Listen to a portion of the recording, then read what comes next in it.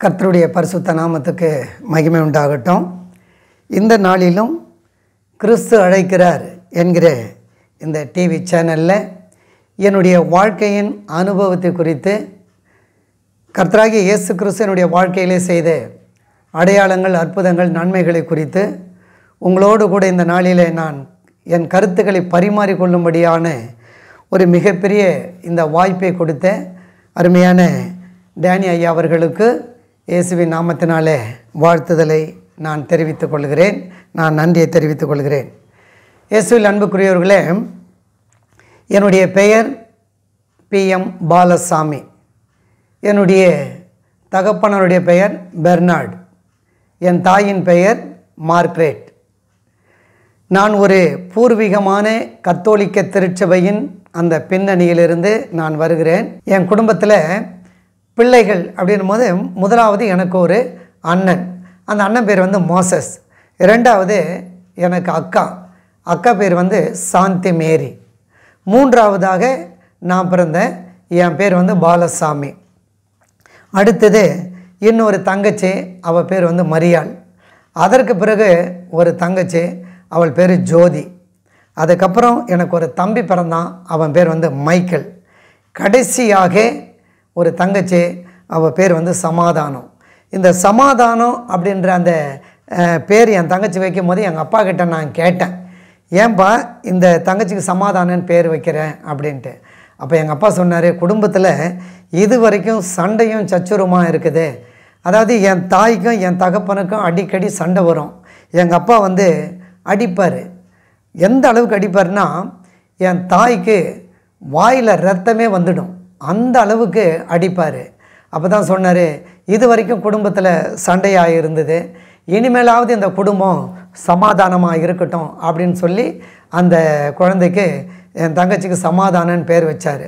அவர் சமாதானம்னு பேர் வச்சதுனால அதுக்கு பிறகு குடும்பத்தில் சமாதானம் இல்லை. அதற்கு பிறகும் அதே பிரச்சனைகள், அதே சண்டை, எங்கள் அம்மாவுக்கும் எங்கள் அப்பாவுக்கும் சண்டை, எங்கள் அப்பா கெட்ட வார்த்தைகள் பேசுகிறது, இது தொடர்ந்தது. நாங்கள் இப்படியாக ஒரு கத்தோலிக்க குடும்பமாக இருக்கும்போது என்னுடைய இளமை பருவம், குழந்தை பருவத்தில் என் தாய் தகப்பன் அந்த குடும்ப வறுமையின் காரணமாக நான் சின்ன குழந்தையாக இருக்கும்போதே என் தாய் மாமன் வீட்டிற்கு எங்கள் மாமா இடத்துல என்னை கொடுத்துட்டாங்க. நான் மிகவும் ரொம்ப சின்ன குழந்தையாக இருந்தேன். எந்த அளவுக்கு குழந்தைன்னா, என்னுடைய தாய் மாமை அவருடைய தோளில் தூக்கி கொண்டு என்னை போவார். அந்த நினைவுகள்லாம் எனக்கு இருக்குது. அந்த அளவுக்கு நான் சிறு பிள்ளையாக இருக்கும் போதே என்னுடைய தாய் மாமன் வீட்டில் என்னை விட்டுட்டாங்க. என்னுடைய தாய் மாமனும் என்னை மிகவும் அன்பாக அவர் நேசித்தார். அவர் ஒரு இந்து குடும்பத்தை சார்ந்தவர், இயேசுவை அறியாத ஒரு குடும்பத்தை சார்ந்தவர். ஆனாலும் என் மீது அளவு கடந்த அன்பு வைத்து என்னை அவர் வளர்த்து வந்தார். நான் அவரோடு கூட இருக்கும்போது என்னை அவர் பராமரித்துன்னு வரும்போது அவருக்கு அப்போ திருமணம் ஆகலை. ஆகையினால என்னை மிகவும் அன்பாக அவர் கவனித்து வந்தார். அங்கே பெரும்பாக்கம் என்ற அந்த பகுதியில் அவர் இருந்தார். அப்பொழுது நான் பள்ளிக்கூடம் போய் படிக்க வேண்டிய அந்த வயது வரும்போது அங்கே இருக்கக்கூடிய அட்வென்ட் திருச்சபை என்னால் நடத்தப்படக்கூடிய அந்த பள்ளிக்கூடத்தில் கொண்டு போய் என்னை முதல் வகுப்பில் அவர் சேர்த்தார். நான் அங்கே மிகவும் நன்றாக நான் படிச்சுக்கின்னு இருந்தேன். நல்லா படிப்பேன். ஆசிரியர் எது சொன்னாலும் அதை உன்னிப்பாக கவனித்து நன்றாகவே நான் படிப்பேன். அப்படி நான் படிச்சுக்கின்னு இருக்கும்போது ஒரு நாள் என்னுடைய தகப்பனார் பள்ளிக்கூட நேரத்தில் அந்த ஸ்கூலுக்கு வந்தார். அவர் தூரத்தில் வரும்போது அந்த ஜன்னல் ஓரத்தில் அவரை நான் பார்த்தேன். என்னை பார்க்க வராரு அப்படின்னு சொல்லி நான் நினச்சிட்டு இருக்கும்போது நேராக ஆசிரியர் இடத்துல போய், என் பையனை நான் கூட்டிக்கின்னு போகிறேன் அப்படின்னு சொல்லிட்டு ஆசிரியர் இடத்துல கேட்குறாரு. ஆசிரியர் சொன்னாங்க, ஏன் கூட்டின்னு போகிறீங்க, எதுக்காக கூட்டின்னு போகிறேன்னு சொல்லி கேட்கும்போது, இல்லை குடும்பத்தில் ரொம்ப கஷ்டமாக இருக்குது, அதனால் அவனை நான் வேலைக்கு கூட்டின்னு போய் விட போகிறேன் அப்படிங்கிறாங்க. அப்போ ஆசிரியர் சொல்கிறாங்க, இவ்வளோ சின்ன வயசில் இந்த பையனை எந்த வேலைக்கு கொண்டு போய் நீங்கள் விடுவீங்க அப்படின்னு சொல்லும் போது அவர் சொல்கிறாரு, அவனை நான் மாடு மேய்க்க கொண்டு போய் விட போகிறேன் அப்படிங்கிறாரு. உடனே அந்த என்னுடைய ஆசிரியருக்கும் என் தகப்பனாருக்கும் ஒரு வாக்குவாதமே நடக்குது. கடைசியில் என் தகப்பன் விடலை. என்னை பள்ளிக்கூடத்துலேருந்து அப்படியே நேராக கையை பிடிச்சி என்னை கூட்டிகின்னு போயிட்டு ஒரு வீட்டில் என் தாயும் என் தகப்பனும் என்னை கொண்டு போய் மாடு மேய்க்கிறதுக்காக கொண்டு போய் விடுறாங்க. அப்படி என் கண் எதிரிலேயே அந்த பிஞ்சு வயசில் சின்ன குழந்தையில் என்னை கொண்டு போய் ஒரு வீட்டில் மாடு மேய்க்க விடும்போது அந்த வீட்டுக்காரங்க ஒரு படி அரிசிங்க, அந்த ஒரு படி அரிசி அளந்து ஒரு பையில் போட்டு கொடுக்குறாங்க. எங்கள் அப்பா அம்மா வாங்கிக்கின்னு அந்த வீட்டில் என்னை மாடு மேய்க்க விட்டுட்டு வராங்க. எனக்கு ரொம்ப மனசு வருத்தமாக இருந்தது. நான் என்ன பண்ண முடியும்? அந்த மாடு மேய்க்கிற வீட்டில் என் வயசில் ஒரு பையன் அதே ஃபஸ்ட் ஸ்டாண்டர்ட் 1ஆம் கிளாஸ் அவன் படிக்கிறான். அவனை பார்க்கும்போது ஒவ்வொரு நாளும் அவன் அந்த புஸ்தகங்களை பார்க்கும்போது நான் மிகுந்த வேதனைப்பட்டேன். என் கண்கள் அப்படியே கண்ணீர் வரும். நம்முடைய அப்பா அம்மா நம்மளை மாடு மேய்க்க விடுறாங்க, ஆனால் அந்த வீட்டில் அந்த பையன் படிக்கிறான் அப்படின்னு சொல்லி, ஆனால் அந்த பையனுக்கு சரியாக படிக்க வராது. சாயந்தர நேரத்தில் அந்த பையன் அந்த புக்கை எடுத்து படிக்கும்போது அவனுக்கு சரியாக படிக்க வராது. அப்போ நான் போய் உக்காந்து அவனுக்கு நான் சொல்லி கொடுப்பேன். உடனே வீட்டுக்கு உள்ளே இருந்து அந்த பையனோட அம்மா வந்து அந்த பையனை அடித்து அவங்க ஒரு வார்த்தை சொன்னாங்க பாருங்கள், ஒரு மாடு மேய்க்கிற பையன் எந்த அளவுக்கு படிக்கிறான், உனக்கு அறிவு இல்லையா அப்படின்னு சொல்லிட்டு அவனை அடிக்கும் போது என் இருதயம் அப்படியே நொறுங்கி போன மாதிரி அந்த ஒரு ஃபீலிங், அந்த எண்ணம் எனக்கு வருங்க. நான் கண்ணீர் விட்டு அழுவேன். இது வந்து என்னுடைய அந்த ஏறக்குறைய பார்த்தா அந்த ஃபஸ்ட் ஸ்டாண்டர்ட் படிக்கிற வயசுங்க, 1ஆம் கிளாஸ் படிக்கிற வயசில் இது அத்தனையும் நடக்குது. 1ஆம் கிளாஸ் டு 2ஆம் கிளாஸ் இப்படி படிக்கிற அந்த வயசில் இந்த காரியங்கள்லாம் நடக்குது. நான் அந்த வீட்டில் மாடு மேய்ச்சின்னு இருந்தேன். அதுக்கு பிறகு இன்னும் கொஞ்சம் சம்பளம் கூட்டி கொடுக்குறேன்னு சொல்லி வேறு ஒரு வீட்டில் எங்கள் அப்பா அம்மா கிட்ட சொல்லும் போது அந்த வீட்டிலேருந்து கூட்டி மாட்டி என்னை இன்னொரு வீட்டில் கொண்டு போயிட்டு மாடு மேய்க்க விட்டாங்க. இப்படி கிட்டத்தட்ட ஒரு 2-3 ஆண்டுகள் அந்த மேடவாக்கம், பெரும்பாக்கம், நூக்கம்பாளையம், அந்த உத்தண்டி இப்படிப்பட்ட பகுதிகளில் நான் ஒவ்வொரு நாளும் நான் மாடுகளை மேய்த்து என்னுடைய காலத்தை நான் தள்ளிக்கினேன். இந்த மாடு மேய்க்கிறதுல பார்த்திங்கன்னா மிகவும் கஷ்டமானதுங்க. அதாவது காலையில் அந்த வீட்டில் கொஞ்சம் கூழ் கரைச்சி ஒரு சொம்பில் ஊற்றி கொடுப்பாங்க. அந்த கூழை நான் குடிச்சிட்டு மத்தியானத்துக்கு சாப்பாட்டுக்காக நான் ஒத்த காலில் அப்படியே அந்த கதவுல நான் ஒண்டி நின்றுக்கின்னு இருப்பேன். மத்தியானத்துக்கும் அந்த கூழ் கரைச்சி ஒரு சொம்பில் ஊற்றி அதை ஒரு துணி போட்டு கட்டி அப்படியே தூக்கிக்கின்னு வரா மாதிரி என் கையில் கொடுப்பாங்க. அதையும் வாங்கிக்கின்னு நான் நின்றுக்கின்னு இருப்பேன். எதுக்காக நின்று இருப்பேன்னா, அப்போ காசு பணம் கிடைக்காது, யாரும் காசு கொடுக்க மாட்டாங்க ஏதாச்சும் வாங்கி சாப்பிட்றதுக்கு. அதனால் கொஞ்சம் அரிசி கொடுங்க அப்படின்றதுக்காக அந்த வீட்டில் நான் நின்றுக்கிட்டு இருப்பேன். அவங்களும் என்ன வேணும்னு கேட்பாங்க, கொஞ்சம் அரிசி கொடுங்கம்மானுவேன். கொஞ்சம் அரிசி கொடுப்பாங்க. அந்த அரிசியை என்னுடைய ட்ரௌசர் பாக்கெட்டில் போட்டுக்கின்னு அதை நனைச்சி அதை ஈரமாக்கி வச்சுருப்பேன். ஏன்னா அது ஊறி இருக்கும். அந்த மாடு மேய்க்கும் போது அந்த அரிசியை நான் சாப்பிட்டுக்கின்னு இருப்பேன். மத்தியானம் அந்த கூழை குடிக்கிறதுக்கு அதை கழட்டும் போது பார்த்திங்கன்னா அப்படியே தண்ணியாக நீர்த்து போயிருக்கும். வேறு வழியே இல்லை, தொட்டுக்க எதுவும் இருக்காது, நீர்த்து போயிருக்கும்.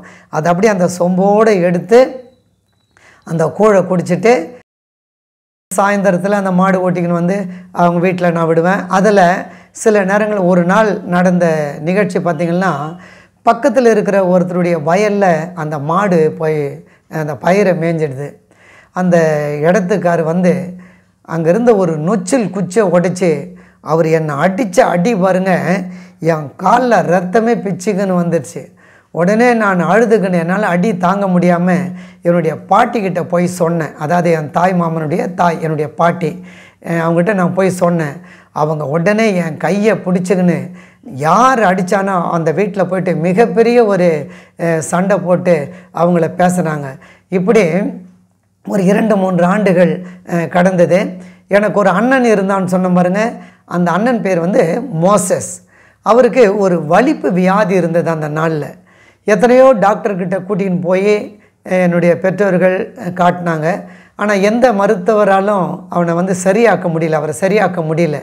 அந்த நாளில் அவருக்கு ஏற்ற மருத்துவம் இல்லைன்னு சொல்கிறத விட கூட்டிமை பார்க்குறதுக்கான அந்த வசதி வாய்ப்புகள் எங்களுக்கு இல்லை. அதனால் அவர் கொஞ்ச நாள் இருந்தார். அதுக்கப்புறம் அந்த பெரும்பாக்கத்திலிருந்து என்னுடைய முழு குடும்பமும் என்னையும் கூட்டிக்கின்னு என்னுடைய சொந்த ஊருக்கு, அதாவது நெடுங்குன்றம், வண்டலூர் ஜூவுக்கு பக்கத்தில் நெடுங்குன்றம் என்ற கிராமம் தான் என்னுடைய சொந்த ஊர். அந்த சொந்த ஊருக்கு நாங்கள் வந்துட்டோம். ஆனால் எங்களுடைய குடும்பம் ஒரு பாரம்பரியமான கத்தோலிக்க திருச்சபையை சார்ந்த ஒரு குடும்பம். அந்த வழிபாடுகள்லாம் பார்த்திங்கன்னா நான் ரொம்ப ஈடுபாடோடு இருப்பேன். எந்த அளவுக்கு ஈடுபாடுன்னு சொன்னாக்கா, அன்னை மரியாள் மீது எனக்கு ஒரு அளவு கடந்த ஒரு பக்தி. எனக்கு மட்டும் இல்லை, என் குடும்பத்தில் நாங்கள் ஜெபம் பண்ணுறதுனா கூட பார்த்திங்கன்னா, எங்களுக்கு ஜெபமோ இந்த பைபிளில் சொல்லப்பட்டு இருக்கிற வார்த்தைகளோ வசனங்களோ எங்களுக்கு முக்கியம் கிடையாதுங்க. எங்களுடையதுன்னா அந்த ஜெபங்கள், குறிப்பாக மங்கள வார்த்தை ஜெபம் அப்படின்னு சொல்லுவாங்க. அது அந்த அன்னை மரியாளை குறித்து சொல்கிற ஜெபம், ஜெபமாலை, புனிதர்களுடைய வணக்கம், அந்த தேர் பவனி, நவநாள் ஜெபம், திருப்பலி, இப்படிப்பட்ட காரியங்களில் நாங்கள் மிகவும் ஊறி போனவர்கள். அதாவது கத்தோலிக்க திருச்சபையினுடைய அந்த ஜெப வழிபாடு மட்டும் இல்லை, அந்த கத்தோலிக்க திருச்சபையினுடைய சட்ட திட்டங்கள் இவை எல்லாமே எங்களுக்கு அத்துப்படி. அந்த அளவுக்கு நாங்கள் அந்த கத்தோலிக்க திருச்சபையில் நாங்கள் வேரூன்றி இருந்தோம். காலையில் 6 மணிக்கு திருப்பலி ஆரம்பிக்குதுன்னு சொன்னால் சரியான நேரத்தில் ஒரு நிமிஷம் கூட நாங்கள் லேட் பண்ண மாட்டோம். கரெக்டாக அந்த 6 மணிக்கு நாங்கள் சபைக்கு போயிடுவோம். தேர் திருவிழா, அந்த தேர் திருவிழா நடத்துவாங்க. அன்னை மரியாளுடைய புனிதர்களுடைய அந்த சிலைகளை தூக்கிக்கின்னு ஊர்வலமாக சென்று பேண்டு வாத்தியத்தோடு வான வேடிக்கைகளோடு அப்படிப்பட்ட அந்த ஊர்வலங்கள் செல்லும்போது அதில் மிகுந்த பயத்தோடும் பக்தியோடும் அந்த கூட்டங்களில் நான் கலந்து கொள்ளுவேன். முதல் ஆளாக நான் இருப்பேன்.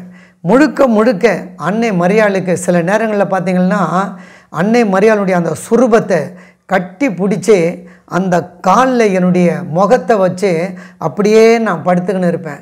அந்த அளவுக்கு நான் கத்தோலிக்க திருச்சபையில் பக்தி வைராக்கியத்தோடு கூட நான் இருந்தேன். அந்த நாட்களில் மிகுந்த சந்தோஷமாக இருந்தது. ஏன்னா எனக்கு வார்த்தை தெரியாது, வசனம் தெரியாது, பைபிள் தெரியாது. குடும்ப ஜெபத்தில் பார்த்திங்கன்னா நாங்கள் பைபிள் படிக்க மாட்டோம். பெரும்பாலும் பைபிள் இருக்காது எங்ககிட்ட. ஆலயத்துக்கு போகும்போது நாங்கள் பைபிள் எடுத்துகிட்டு போக மாட்டோம். எங்களுக்கு பைபிளை விட ஜெபமாலை தான் எங்களுக்கு முக்கியம். ஜெபமாலை முக்கியம். ஒரு ஜெபமாலை சொன்னோம்னாக்கா எங்களுக்கு ஒரு திருப்தி இருக்கும், நாங்கள் ஜெபம் பண்ணிட்டோம் அப்படின்னு. ஆக இப்படிப்பட்ட அந்த பக்தி வைராக்கியத்தோடு என் குடும்பம் அந்த கத்தோலிக்க திருச்சபையில் இருந்தது. இந்த நாட்களில் என்னுடைய அண்ணன் திடீரென்று மரித்து போனார். எங்கள் அண்ணன் மரித்து போன பிறகு குடும்பம் அப்படியே ஒரு மிகுந்த ஒரு சோகத்தில் என்னுடைய குடும்பம் இருந்தது. அந்த நேரத்தில் நாங்கள் கவலையில் இருக்கும்போது ஃபாதர் KM ஜோசப் அப்படிங்கிற அந்த ஃபாதர், கத்தோலிக்க ஃபாதர், கோவளத்திலிருந்து எங்கள் வீட்டுக்கு ஜெபம் பண்ணுறதுக்காக அவர் வந்திருந்தார். வரும்பொழுது எங்கள் அப்பா கிட்ட கேட்டார், இவன் என்ன பண்ணுறான் அப்படின்னு சொல்லி என்னை பார்த்து கேட்டார். எங்கள் அப்பா சொன்னார், அவன் ஒன்றும் இல்லை சாமி, அவன் சும்மா தான் இருக்கிறான் இந்த இடத்துல அப்படின்னாரு. உடனே அந்த ஃபாதர் என்ன பண்ணார், நாளைக்கு இவனை கூட்டிக்கின்னு வந்து ஹாஸ்டலில் சேர்த்துட்டு இவனை நான் படிக்க வைக்கிறேன் அப்படின்னு சொல்லிவிட்டு மறுநாள் என்னை கூட்டிக்கின்னு வர்றதுக்கான அந்த பணத்தெல்லாம் எங்கள் அப்பா கிட்ட கொடுத்துட்டு ஃபாதர் போயிட்டார். மறுநாள் காலையில் எங்கள் அப்பா என்னை கூட்டிக்கின்னு போய் கோவளத்தில் அந்த ஹாஸ்டலில் அவர் ஃபாதர் KM ஜோசப் ஐயா அவங்க வச்சு நடத்துகிற அந்த ஹாஸ்டலில் என்னை கொண்டு போய் சேர்த்தாங்க. அந்த இடத்துல உண்மையிலே சொல்கிறேங்க, அருமையான அவர் ஒரு பரிசுத்தவான் அப்படின்னு தான் நான் சொல்லணும். ஏன்னா சாப்பாடு இல்லாத நேரத்தில், போட்டுக்கிறதுக்கு ஒரு துணி இல்லாத நேரத்தில், யார் என்னை படிக்க வைப்பாங்க அப்படின்னு நான் ஏங்கிக்கின்னு இருந்த நேரத்தில் அருமையான அந்த அந்த ஃபாதர், அதாவது ஃபாதரை சாமியார்னு சொல்லுவோம் நாங்கள், அந்த சாமியாரை ஆண்டவர் என் வீட்டுக்கு அனுப்பி என்னை அவர் அங்கே கூட்டின்னு போய் என்னை அவர் படிக்க வச்சார். கண்ணும் கருத்துமாக என்னை பார்த்துக்கினாருங்க. எங்கள் அப்பா அம்மா எனக்கு எந்த விதமான ஒரு செலவும் செய்யலை, செய்கிறதுக்கும் ஃபாதர் விடலை. என்னுடைய முழு செலவு, என்னுடைய படிப்பு எல்லாவற்றையும் அவர் பார்த்துக்கினார். அந்த இடத்துல அந்த கத்தோலிக்க திருச்சபையில் அதனுடைய கண்ட்ரோல் அங்கே இருக்கும்போது நான் ரொம்ப பக்தி வைராக்கியத்தில் நான் வளர்ந்தேன். காலையில் 5 மணிக்கெல்லாம் எங்களை எழுப்பி விட்டுடுவாங்க. அதிகாலையில் ஜெபம், அதிகாலையில் ஜெபம், ஜெபம் முடிச்சுட்டு எங்களுடைய காலை கடன்களை முடிச்சுட்டு பள்ளிக்கூடத்துக்கு போகிறதுக்கு முன்னால் எங்களுக்கு சர்ச்சில் ஜெபம், சாப்பிட்றதுக்கு முன்னால் ஜெபம், இப்படி ஒவ்வொரு நேரமும் எந்த நேரமும் ஜெபம் ஜெபம் ஜெபம். அந்த ஜெபம் எப்படி இருக்குன்னா அது எல்லாமே புனிதர்களை மகிமைப்படுத்தும்படியாக தான் அந்த ஜெபம் இருக்கும். அதாவது நவநாள் ஜெபம், அந்தோனியார் நவநாள் ஜெபம், செபஸ்தியார் நவநாள் ஜெபம், அதிதூதரான மிக்கேல் அதிதூதர் அவருடைய நவநாள் ஜெபம், அன்னை மரியாளுடைய நவநாள் ஜெபம், ஜெபமாலை, இப்படி எல்லாமே அந்த ஜபமாலை அந்த வழிபாடுகள்லேயே போயிருந்தது. இப்படியே என்னுடைய காலங்கள் போச்சு. நான் ரொம்ப பக்தி வைராக்கியத்தோடு இருப்பேன். அந்த பள்ளி பருவம் 8 வருஷம் நான் அந்த இடத்துல நான் படித்தேன். 8 ஆண்டுகள் முடிந்த பிறகு நான் 9வது படிப்பதற்காக அதே ஃபாதர் என்னை செங்கல்பட்டில் உள்ள சென்ட் ஜோசப் உயர்நிலை பள்ளியில் எனக்கு ரெக்கமெண்ட் பண்ணி என்னை கொண்டு போய் அந்த ஹாஸ்டலில் சேர்த்தாரு. அங்கேயும் நான் நல்லா படிச்சுக்கின்னு இருந்தேன். என்னுடைய படிப்பு செலவுக்காக என்னுடைய பெற்றோர்கள் எனக்கு எந்த விதமான செலவும் பண்ணலை.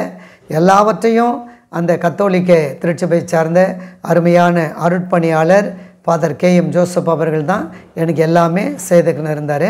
Chengalpattu Saint Joseph higher secondary ஸ்கூலில் நான் 9ஆம் வகுப்பிலிருந்து படிக்கிறதுக்காக என்னை கொண்டு போய் சேர்த்தாங்க. அங்கே நான் படித்தேன். அப்போ ஏறக்குறைய எனக்கு ஒரு 17-18 வயசு இருக்குங்க. அந்த வயசில் தான் நான் கொண்டு போய்ட்டு என்னை அங்கே சேர்த்தாங்க. அங்கே அங்கவும் நன்றாக நான் படிச்சுக்கின்னு இருந்தேன். அப்படி படிச்சுக்கிட்டு இருக்கிறப்போ என்னுடைய தகப்பனாருக்கு திடீர்னு உடல்நிலை சரியில்லாமல் போச்சு. எங்கள் அப்பாவை பார்க்குறதுக்காக நான் எங்கள் வீட்டுக்கு வரும்பொழுது அவருக்கு மிகுந்த கடுமையான வயிற்று வலி.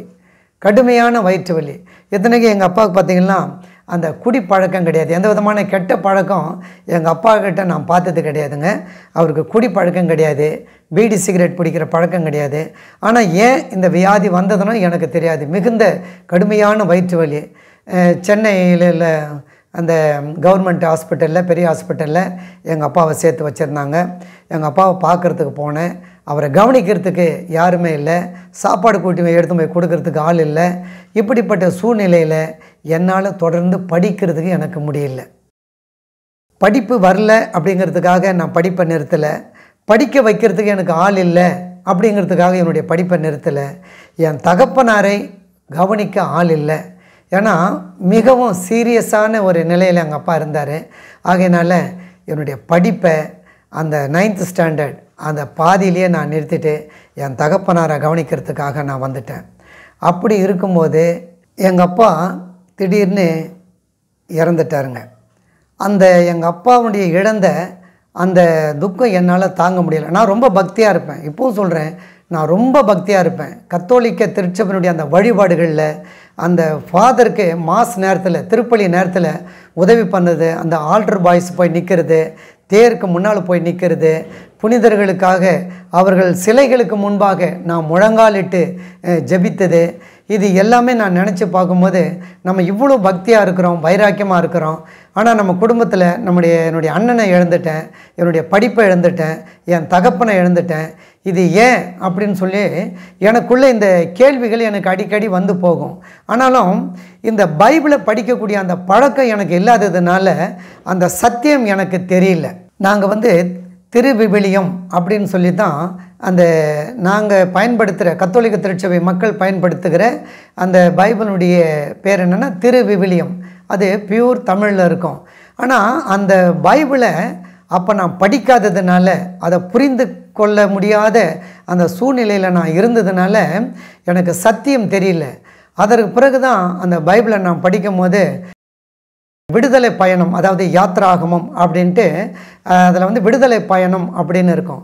அந்த விடுதலை பயணத்தில் 20வது அதிகாரத்தில் 21வது வசனத்தில் 20, 21, 22 அந்த வசனங்கள் ரொம்ப தெளிவாக, அதாவது சுத்த தமிழில் அதில் போட்டிருக்கோம். எப்படின்னா, மேலே விண்ணுலகிலும் கீழே மண் உலகிலும் தண்ணீருக்கு அடியிலும் உள்ள யாதொன்றின் சிலையையோ ஓவியத்தையோ நீ உண்டாக்க வேண்டாம், அவைகளை வழிபடவோ அவைகளை நீ வணங்கவோ வேண்டாம் என்று சொல்லி ரொம்ப தெளிவாக அதில் வசனம் இருக்கும். நான் அதற்கு பிறகு அந்த பைபிளை படித்த பிறகு நான் யோசனை பண்ணுறது உண்டு. இந்த அளவுக்கு, அதாவது இந்த பரிசுத்த வேதாகமத்தில் நாம் பயன்படுத்துகிற இந்த பரிசுத்த வேதாகமத்தில் கூட இவ்வளவு தெளிவாக சுத்த தமிழில் வசனம் இல்லை. ஆனால் கத்தோலிக்க திருச்சபையை சார்ந்த கத்தோலிக்க கிறிஸ்தவர்கள் பயன்படுத்துகிற இந்த திருவிவிலியத்தில் இவ்வளவு தெளிவாக வசனம் இருக்கு. இதை படித்த பிறகும் அவர்கள் ஏன் இப்படி செய்கிறாங்க அப்படின்னு அந்த கேள்வி எனக்குள்ளே எழுந்தது. அதுக்கப்புறம் கொஞ்சம் கொஞ்சமாக நான் என்ன பண்ணேன்னா, அந்த கத்தோலிக்க திருச்சபையின் மீது, அந்த வழிபாடு மீது இருந்த அந்த நாட்டம் எனக்கு கொஞ்சம் கொஞ்சமாக விடுபட ஆரம்பித்தது. நான் பைபிளை படிக்க ஆரம்பித்தேன். இன்னும் கூட சொல்ல போனோம்னா, இந்த பெண்டிகாஸ்ட் பாஸ்டர்ஸ், பெண்டிகாஸ்ட் மக்கள், அதாவது புராட்டஸ்டன்ட் பெந்தகோஸ்ட் ஆட்களை பார்த்தா எனக்கு சுத்தமாக பிடிக்கவே பிடிக்காதுங்க. எந்த அளவுக்கு பிடிக்காதுன்னா, அவங்களுடைய ஓரம் நான் போக மாட்டேன், அவங்கள என் வீட்டில் ஜெபம் பண்ணுறதுக்கு கூப்பிட மாட்டேன், அவங்க அந்த தெரு பக்கம் வந்தால் கூட நான் விலகி போயிடுவேன். அந்த அளவுக்கு எனக்கு கத்தோலிக்க திருச்சபையின் மீது எனக்கு அந்த அளவுக்கு பற்று இருந்தது. காரணம், இதுக்கெல்லாம் என்ன காரணம்னு சொன்னால், எங்களுக்கு அந்த கத்தோலிக்க திருச்சபையில் பைபிளை பிரசங்கிக்கலை. பைபிளை பிரசங்கிக்கிறதுக்கு பதிலாக, பைபிளில் சொல்லப்பட்டு இருக்கிற வார்த்தைகளை எங்களுக்கு சொல்லித்தரத்துக்கு பதிலாக புனிதர்களுடைய வரலாறு, அன்னை மரியாளுடைய வரலாறு, அந்தோனியாருடைய வரலாறு, திருச்சபையுடைய சட்டத்திட்டங்கள், இப்படிப்பட்ட அந்த மரித்தவர்களிடத்தில், நம்ம வீட்டில் யாருன்னா மரிச்சிட்டா கூட அவங்களை வணங்கக்கூடிய அப்படிப்பட்ட அந்த பாரம்பரியத்தில் தான் எங்களை வளர்த்தாங்க. எங்ககிட்ட பைபிள் கொடுக்கல. அந்த பைபிளை படிக்காததுனால அந்த அல்லேலூயாங்கிறதுனுடைய அந்த வார்த்தையினுடைய முக்கியத்துவத்தை எனக்கும் தெரியாது, கத்தோலிக்க திருச்சபையில் இருக்க யாருக்குமே தெரியாது. அதனால் அவங்களெல்லாம் என்ன சொல்லணும், அந்த அல்லேலூயா சொல்லியே அவர்களை நாங்கள் ஒரு கிண்டலாக கேலியாக கூட நாங்கள் நினைப்போம். வாய் திறந்த கூட அவங்கள நாங்கள் பேசியிருக்கிறோம்.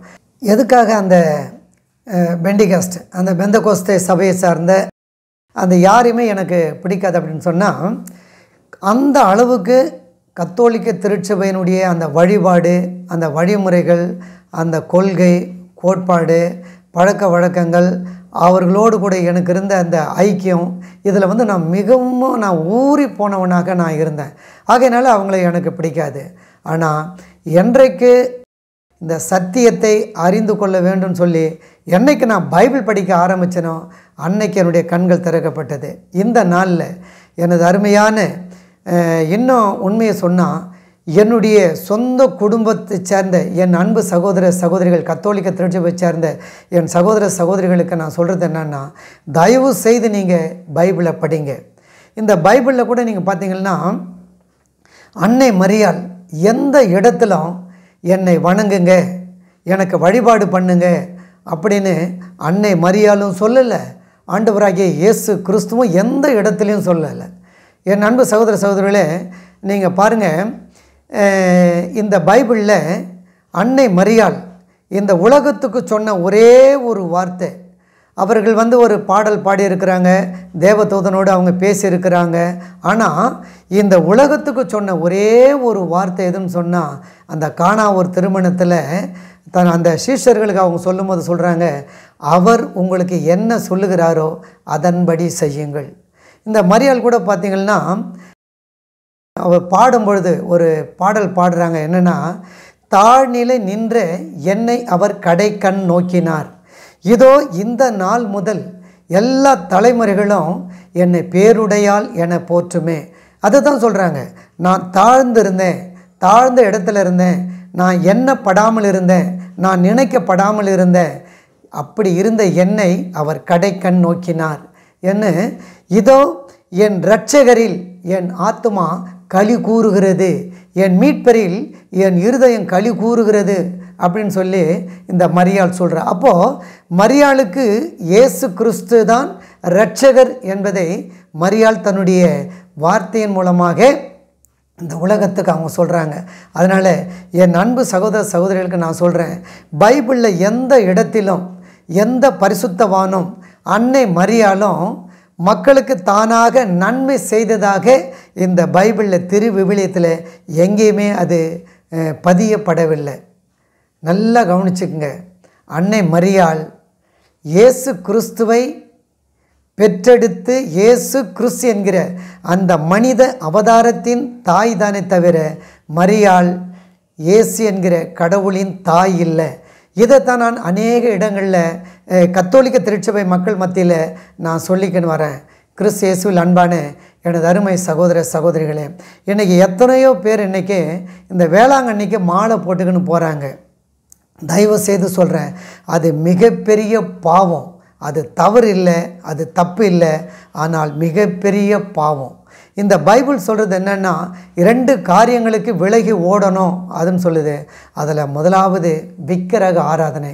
இந்த விவிலியத்தில் நீங்கள் பார்த்தீங்கன்னு வச்சிங்கன்னா, அதில் விக்கிரகம் அப்படின்னு கூட சொல்லப்பட்டிருக்காது, சிலை வழிபாடு, தெல்ல தெளிவாக அதில் வசனம் இருக்குது. கிறிஸ்துவில் அன்புக்குரிய எனது அருமை கத்தோலிக்க கிறிஸ்துவ சகோதர சகோதரிகளே, நான் உங்களுக்கு என்ன சொல்கிறேன்னா, தயவு செய்து நீங்கள் பைபிளை படிங்க. பைபிளில் சொல்லப்படாத, திருவிவிலியத்தில் சொல்லப்படாத எந்த வழிபாடும் எந்த ஆராதனையும் அது சிலை வழிபாடு, அது இயேசு கிறிஸ்துக்கு பிரியம் இல்லாத ஒரு காரியம். நீங்கள் நல்லா பைபிளை படிங்க. தேர் தூக்குறாங்க, அந்த சிலையை தன்னுடைய தோளில் சுமந்து தெரு தெருவாக சுற்றி அதை கொண்டுக்கின்னு வந்து ஒரு இடத்துல நிறுத்துகிறாங்க. பைபிளில் ரொம்ப தெளிவாக சொல்லுது வசனம், இதை பண்ணாதீங்க. மேலே வானத்திலும் கீழே பூமியிலும் எனக்கு ஒப்பாக எந்த ஒரு சிலையையோ எந்த ஒரு ஓவியத்தையோ நீ உண்டு பண்ண வேண்டாம், அவைகளை வழிபடவோ அவைகளை நீ நமஸ்கரிக்கவோ வேண்டாம் அப்படின்னு தெளிவாக ஆண்டவர் சொல்கிறார். அப்படி சொல்லும்போது இந்த காரியத்தை நாம் செய்கிறோன்னு சொன்னால் எந்த அளவுக்கு நம்முடைய ஆவிக்குரிய கண்கள் திறக்கப்படலை என்பதை என்னுடைய கத்தோலிக்க நண்பர்கள் நீங்கள் புரிந்து கொள்ளணும்.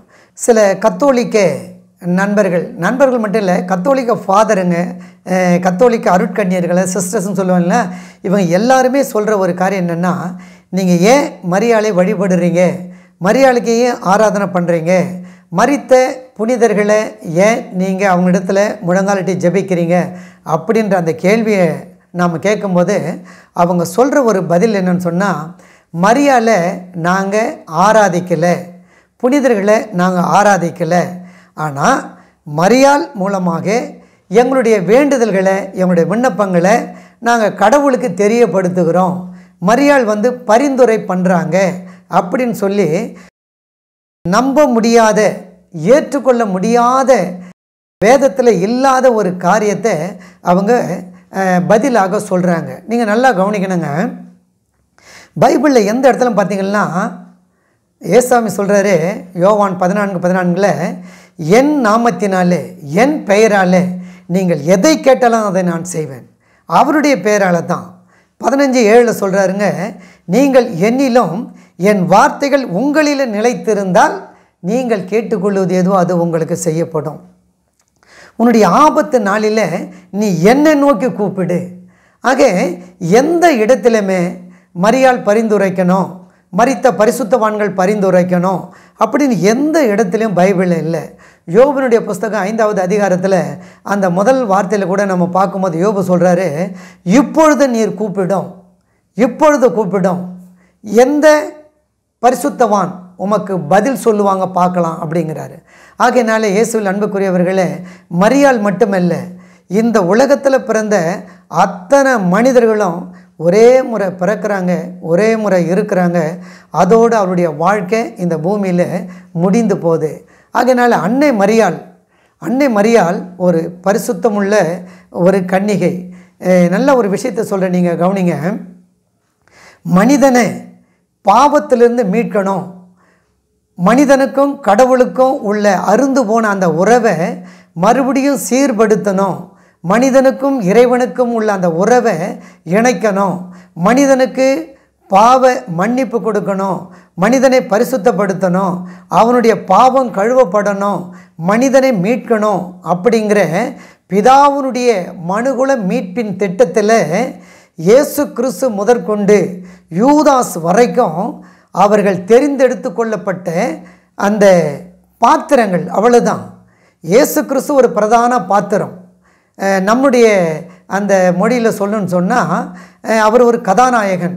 பிதாவினுடைய மனுகுல மீட்பின் திட்டத்தில் இயேசு கிறிஸ்து பிரதான பாத்திரம், கதாநாயகன் இயேசு கிறிஸ்து.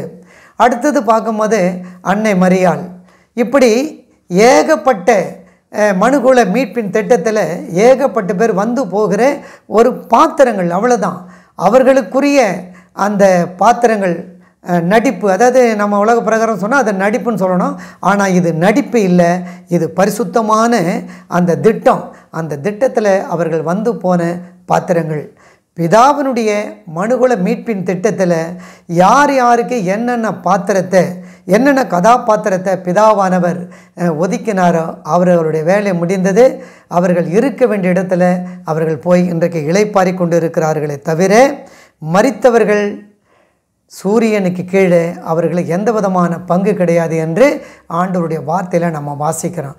ஆகையினால என் அன்பு சகோதர சகோதரிகளே, செவ்வாய்க்கிழமான கத்தோலிக்க கிறிஸ்தவர்கள் அந்தோணியார் சர்ச்சு பிராட்வேல இருக்கிற அந்தோணியார் சர்ச்சுக்கு போகிறீங்க, தயவு செய்துங்க அந்த அந்தோணியார் இன்றைக்கி அவர் பரலோகத்திலிருந்து இதை பார்த்துக்கின்னு இருப்பாருன்னு சொன்னால், அல்லது இளைப்பாறை ஸ்தலத்திலிருந்து இதை அவர் பார்த்துக்கின்னு இருப்பார்னு சொன்னால், அங்கே அவர் கண்ணீர் வடித்து கொண்டு இருப்பார்.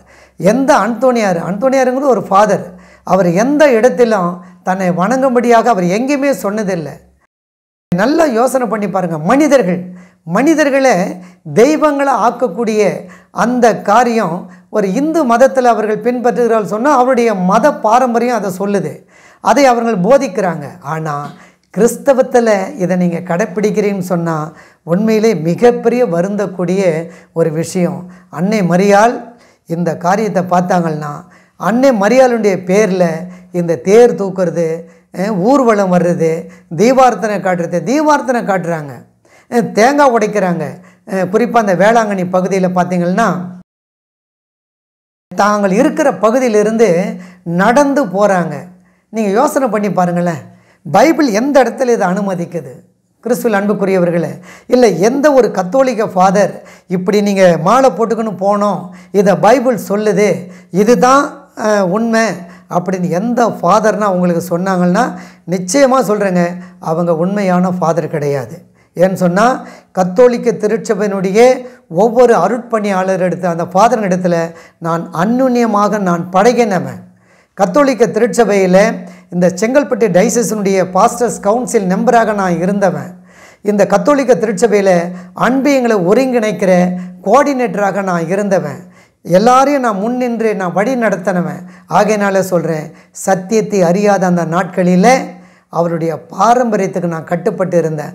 ஆனால் இன்றைக்கி சத்தியத்தையும் அறிவீர்கள், சத்தியம் உங்களை விடுதலை ஆக்கும், அந்த வார்த்தையில் என்னால் நான் தொடப்பட்டு நான் வேதத்தை படித்து உங்களுக்கு நான் சொல்கிறேன். தயவு செய்து சொல்கிறேன், என் அன்பு சகோதர சகோதரிகளே, நேரத்தை கத்தோலிக்க கிறிஸ்தவர்களுக்கு நான் சொல்கிறேன், நேரத்தை காலத்தை நீங்கள் வீணாக்காதீங்க. நாட்கள் குறுகினதாக இருக்குது, தயவு செய்து வீணாக்காதீங்க. ஆண்டவருக்கு கொடுக்க வேண்டிய நேரத்தை அவருக்கு கொடுங்க. திட்ட தெளிவாக சொல்லுது வசனம். ஆண்டவர் சொல்கிறாரு, அந்த 10 கட்டளைகளை 2 கட்டளைகளை அவர் உள்ளடக்க சொல்கிறாரு. முதலாவது, உன் முழு இருதயத்தோடு, உன் முழு பலத்தோடு, உன் முழு ஆத்மாவோடு உன்னுடைய கடவுளை நீ அன்பு கூறு அப்படின்னு திருவிவிலியம் திட்ட தெளிவாக சொல்லுது. ஆக முழுசாக ஆண்டவருக்கு தான் நம்ம கொடுக்கணுமே தவிர எல்லா பரிசுத்தவான்களுக்கும் கொஞ்சம் கொஞ்சம், அன்னை மரியாளுக்கு கொஞ்சம் அப்படின்னு சொல்லிட்டு எல்லாருக்கும் கொஞ்சம் கொஞ்சம் கொடுத்துட்டு அதில் கொஞ்சம் இந்த ஆண்டவரை நம்ம தேடணும்னு சொன்னால் நாம் மிகவும் பரிதபிக்கப்பட்டவர்களாக இருப்போம். ஆக இயேசுவில் அன்பான என்னுடைய அருமை கத்தோலிக்க கிறிஸ்தவ சகோதர சகோதரிகளே, நான் உங்களுக்கு சொல்கிறேன், இதை ஒரு எச்சரிக்கையாக நான் சொல்கிறேன், இன்னும் தெளிவாக சொல்கிறேன். அன்னை வேளாங்கண்ணி, இந்த வேளாங்கண்ணிக்கு போகிறவங்க நீங்கள் கவனிக்க வேண்டிய ஒரு விஷயத்தை நான் சொல்கிறேன். வேளாங்கண்ணியில் இருக்கிறது மரியாள் கிடையாது. நல்லா ஞாபகம் வச்சுக்கோங்க. என்னுடைய ஃபோன் நம்பர் கூட கொடுக்குறேன், நீங்கள் எப்போ வேணாலும் எனக்கு நீங்கள் ஃபோன் பண்ணி கேட்கலாம். வேளாங்கண்ணியில் இருக்கிறது மரியாள் கிடையாது, அது ஒரு விக்கிரகம், அது ஒரு கன்னி சிலை. தயவு செய்து நீங்கள் ஞாபகம் வச்சுக்கோங்க. மரியாள் எந்த விதத்திலும் நீங்கள் முழங்கால் போட்டு உங்களுடைய முட்டி தேய நீங்கள் நடந்து வரணும், முட்டி போட்டுக்குன்னு வரணும் அப்படின்னு சொல்லிட்டு அன்னை மரியாள் என்றைக்கும் சொன்னது கிடையாது. நீங்கள் காட்டுங்க, நீங்கள் நிரூபிங்க. உங்களுக்கு ஒரு விஷயத்தை நான் சொல்கிறேன், கேளுங்களேன். மரியாள் இயேசுவின் தாய் அப்படிங்கிறத உங்களுக்கு யார் சொன்னது அப்படின்ற ஒரு கேள்வி கேட்டால் பைபிளில் சொல்லி இருக்குதுன்னு நீங்கள் சொல்லுவீங்க.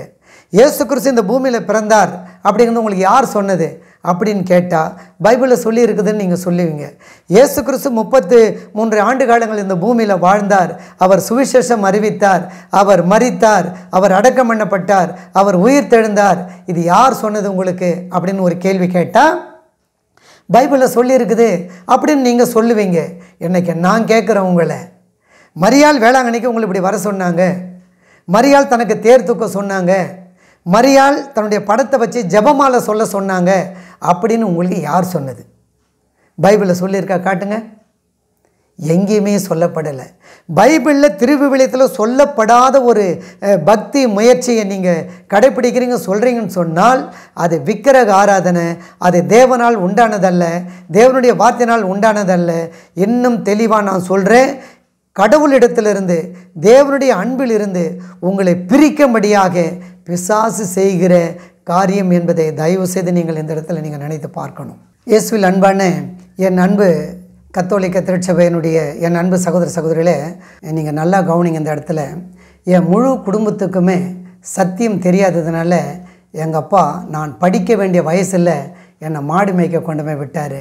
வாழ வேண்டிய வயசில் எங்கள் அண்ணன் இறந்து போனான். குடும்பத்தை காப்பாற்ற வேண்டிய என் தகப்பனாரும் நோய்வாய்ப்பட்டு அவரும் மரித்து போனார், இறந்து போனார். ஒரு நிர்பந்தமான சூழ்நிலையில் நான் இருந்தேன். எந்த மரியாதையும் எந்த பரிசுத்தவான்களையும் நான் வணங்கினதுனால, நான் சொன்ன ஜெபமாலையினால், நான் பண்ண நவநாள்னால, திருவிழாவில் நான் தேர் தூக்குனதுனால, இதனால் நான் எனக்கு வந்த பலன் என்ன? முதலாவது என் படிப்பு போச்சு, என் தகப்பும் போனார், என்னுடைய அண்ணன் போயிட்டார். நான் ஒரு நிர்பந்தமான நிலையில் இருந்தேன். கிறிஸ்துவில் அன்பானவர்களே, இந்த இடத்துல நீங்கள் நல்லா கவனிங்க. ஏற்கனவே சாப்பாட்டுக்கே வழி இல்லாத ஒரு நிலை. எங்கள் அப்பா எந்த ஒரு அரசு உத்தியோகமோ நல்ல ஒரு தனியார் கம்பெனிலேயோ அவர் எங்கேயுமே அவர் வேலை செய்யலைங்க. அன்னன்னைக்கு கிடைக்கிற அந்த வேலைகளை செய்து தான் அந்த குடும்பத்தை அவர் காப்பாற்றினு வந்தது. அவரும் நோய்வாய்ப்பட்டு மரித்து போன பின்பு நான் அப்படியே அந்த குடும்பத்தினுடைய அந்த தலைவர், அந்த தலைமை பொறுப்பை எடுத்து நான் அப்படியே கண் கலங்கி நான் நின்று அந்த நேரத்தில் எனக்கு யாருமே உதவி செய்கிறதுக்கு வரல. நான் என்ன பண்ணுறது? சின்ன பையன். இயேசுவில் அன்பானவர்களே, என்னுடைய சகோதர சகோதரிகளை காப்பாற்றுறதுக்காக ஒரு நாளைக்கு நான் 3 கம்பெனியில் நான் வேலை செய்வேன்.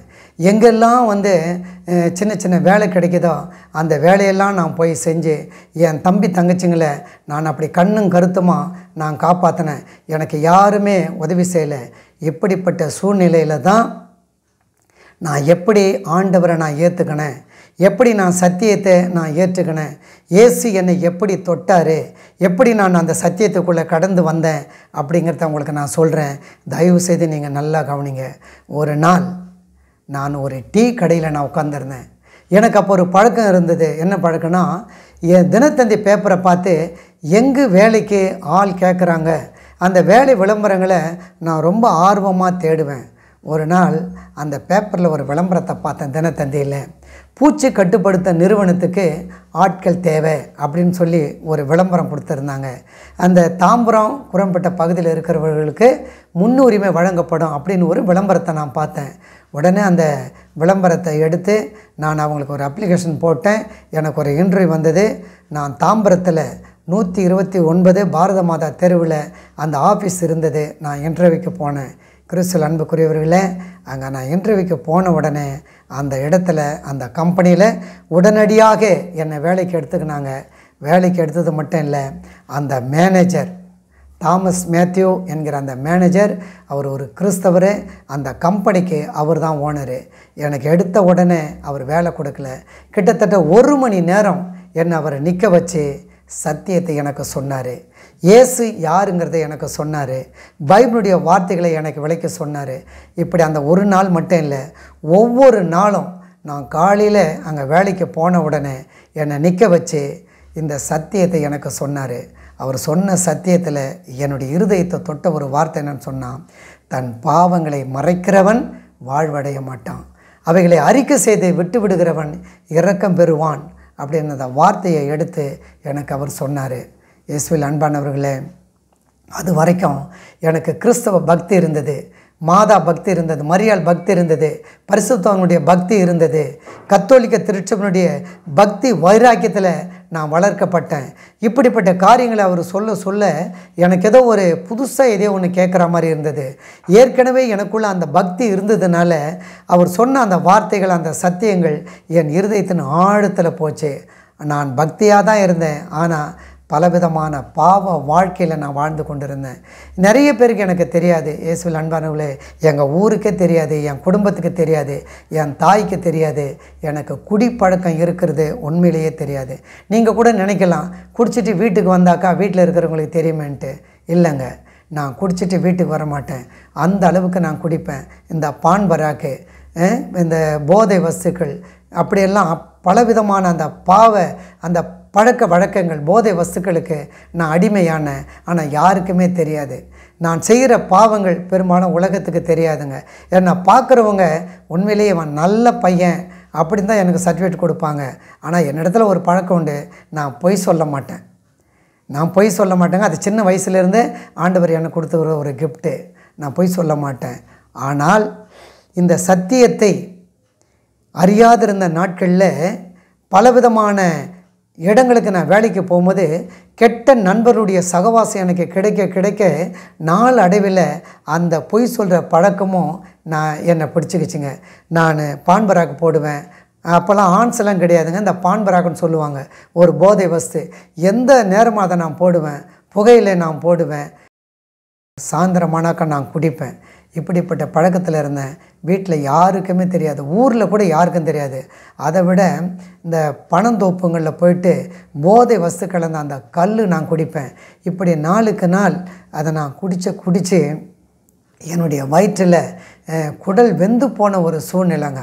அப்படி இருக்கும்போது இந்த கம்பெனியில் நான் வேலைக்கு சேர்ந்த பாருங்க. இப்போ நான் செய்துகின்ற கம்பெனியில் தமிழ்நாடு ஹாஸ்பிட்டல் என்ற கம்பெனியில் அவங்க கான்ட்ராக்ட் எடுத்து என்ன அந்த கம்பெனியில் ஸ்டாஃபாக அவங்க அனுப்புனாங்க.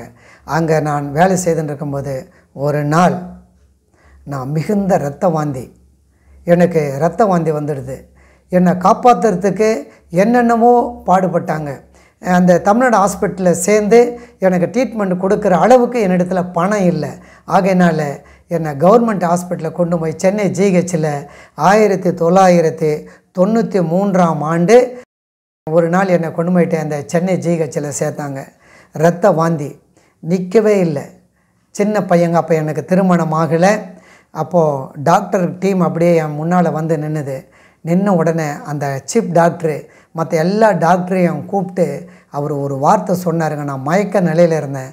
ஆனாலும் அந்த வார்த்தை என் காதில் விழுந்தது. அவர் என்ன சொன்னார்னா, சின்ன பையனாக இருக்கிறான், அவனை காப்பாற்றி விடுங்க அப்படின்னு சொல்லி அவங்கக்கிட்ட ஏதோ ஒரு மருந்து சொன்னார். அந்த மாத்திரை நம்மக்கிட்ட இல்லை அப்படின்னு சொல்லி அந்த டாக்டருங்க அந்த சீஃப் டாக்டர்கிட்ட சொல்கிறாங்க.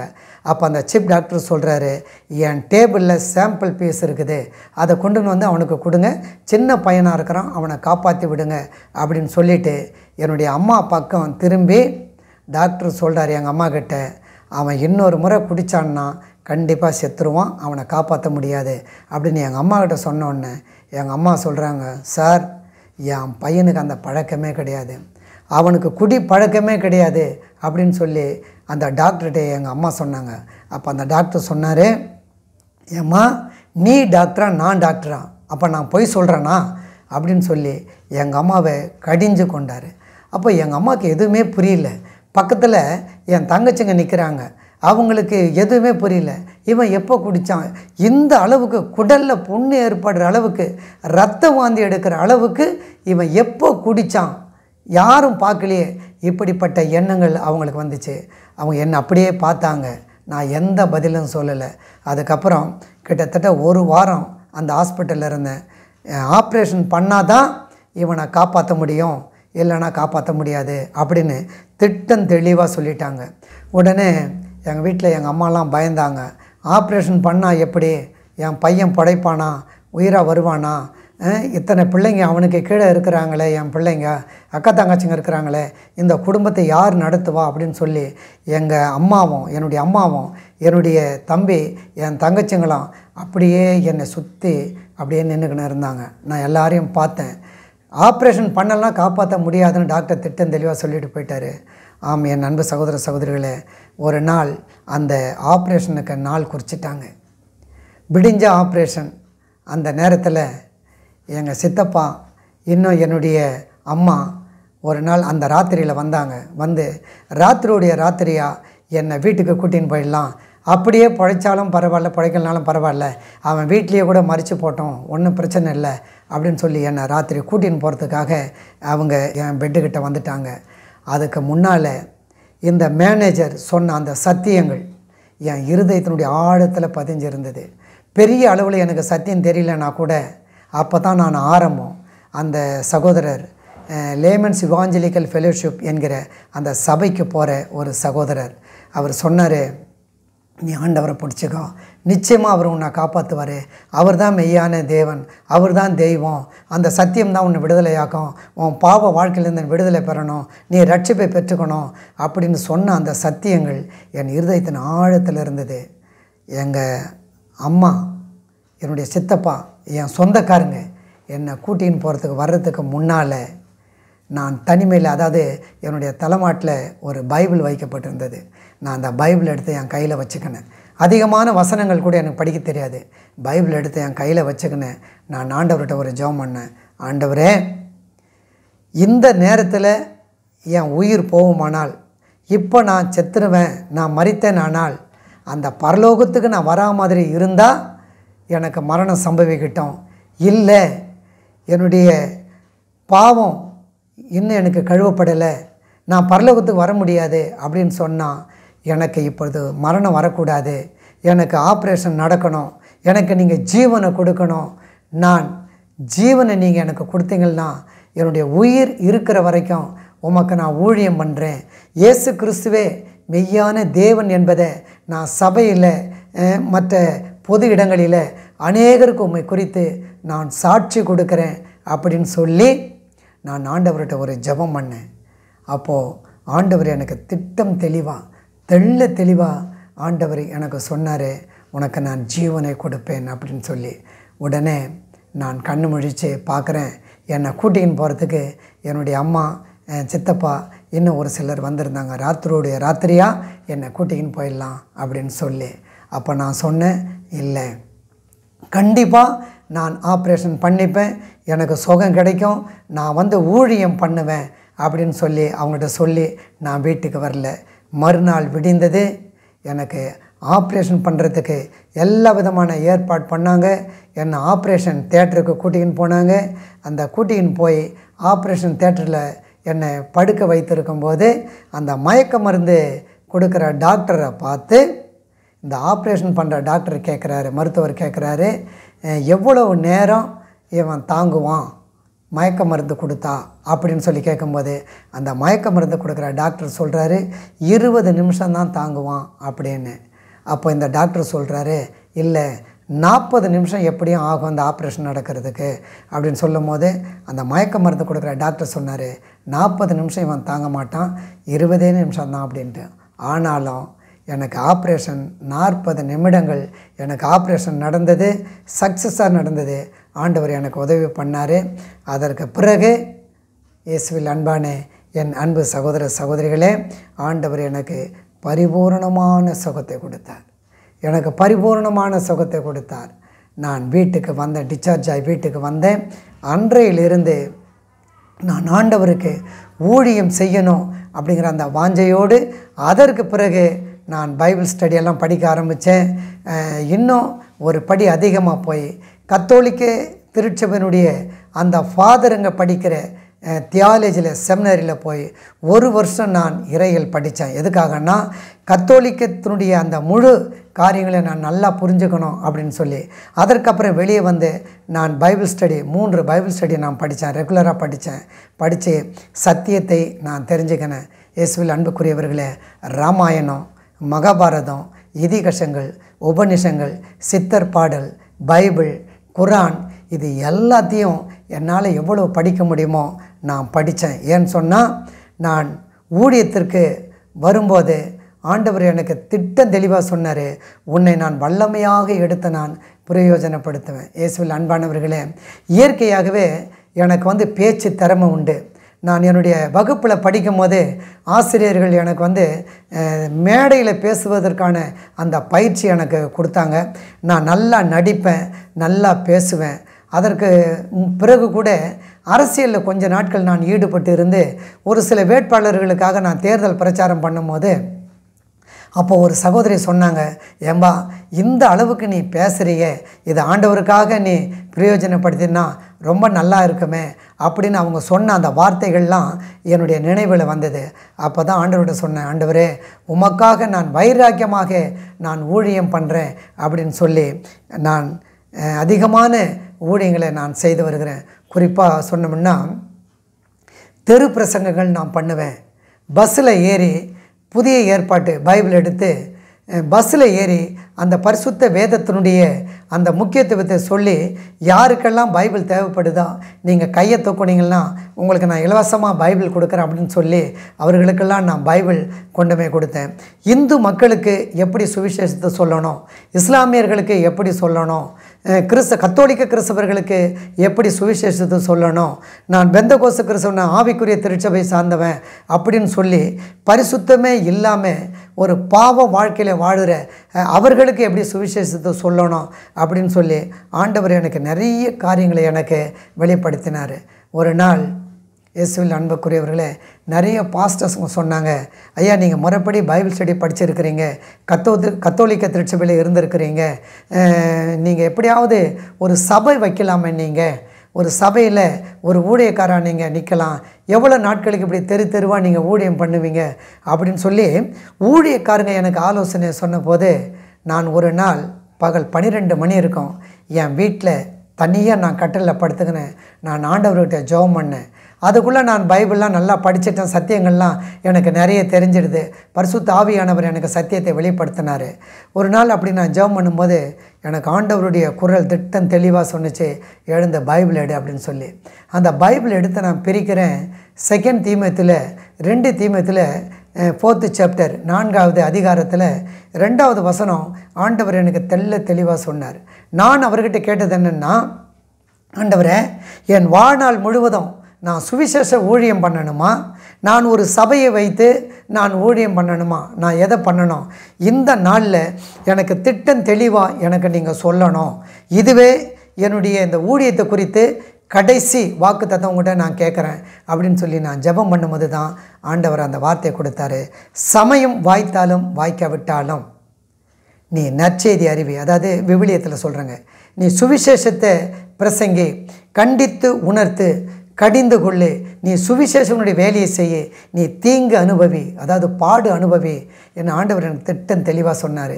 இயேசுவில் அன்புக்குரியவர்களே, அன்றைக்கே நான் சபை வைக்கணும், சபை வச்சு நான் ஊழியம் பண்ணணும் அப்படிங்கிற அந்த எண்ணத்தை விட்டுட்டு இன்னைய வரைக்கும் நான் சுவிசேஷ ஊழியங்களை செய்துகிட்டுருக்கிறேன். நான் இப்போவும் சொல்கிறேன், இயேசு கிறிஸ்துவினுடைய சுவிசேஷத்தை அறிவிக்கிறதுக்கு எந்த இடத்திலும் நான் பயந்தது கிடையாது. இன்றைக்கு இல்லை, என்னைக்கு நான் பயப்பட மாட்டேன். ஏன்னு சொன்னால், ஒரு இந்துவுக்கு இயேசுவை அறியாத ஒரு இந்து ஜனங்களுக்கு எப்படி சுவிசேஷத்தை அறிவிக்கணும் ஆண்டவர் எனக்கு கற்றுக் கொடுத்துருக்கிறாரு. ஒரு கத்தோலிக்க திருச்சபையை சார்ந்த விசுவாசிகளுக்கு எப்படி இயேசு கிறிஸ்துவை அறிவிக்கணும் ஆண்டவர் எனக்கு பயிற்சி கொடுத்துருக்கிறாரு. நான் ஆவிக்குரிய சபையை சேர்ந்தவன், நாங்கள் தான் பரலோகத்துக்கு போவோம், ஆவினுடைய அபிஷேகம் இடத்துல இருக்கிறது, நாங்கள் அந்நிய பாஷை பேசுகிறோம் அப்படின்னு சொல்லி இருக்கிற ஜனங்களுக்கு எப்படி பரிசுத்தத்தை குறித்து பிரசங்கிக்கிறது அப்படின்னு ஆண்டவர் அநேக காரியங்களை எனக்கு தெளிவுபடுத்தியிருக்கிறாரு. நான் இப்போவும் சொல்கிறேன், இவைகளை குறித்து கிறிஸ்து இயேசுக்குள்ளே நான் பெருமை பாராட்டிக்கினே தவிர மற்றபடி எனக்கு மேட்டின்மையானோ எண்ணமும் கிடையாது. இயேசுவில் அன்புக்குரியவர்களே, சித்தர்களுடைய பாடல்கள், கவிஞர்களுடைய பாடல்கள், இவைகள் மூலமாக இயேசுவை எங்கெல்லாம் சொல்லியிருக்கிறாங்களோ அவைகளெல்லாம் நான் பப்ளிக்கில் நின்று நான் அநேகருக்கு நாங்கள் சொல்லிக்கின்னு இருக்கிறேன். வருஷத்துக்கு ஒரு முறை எங்கள் பகுதியில் ஒவ்வொரு ஆண்டும் 3 நாட்கள் 4 நாட்கள் கன்வென்ஷன் கூட்டங்கள் நான் நடத்துவேன்.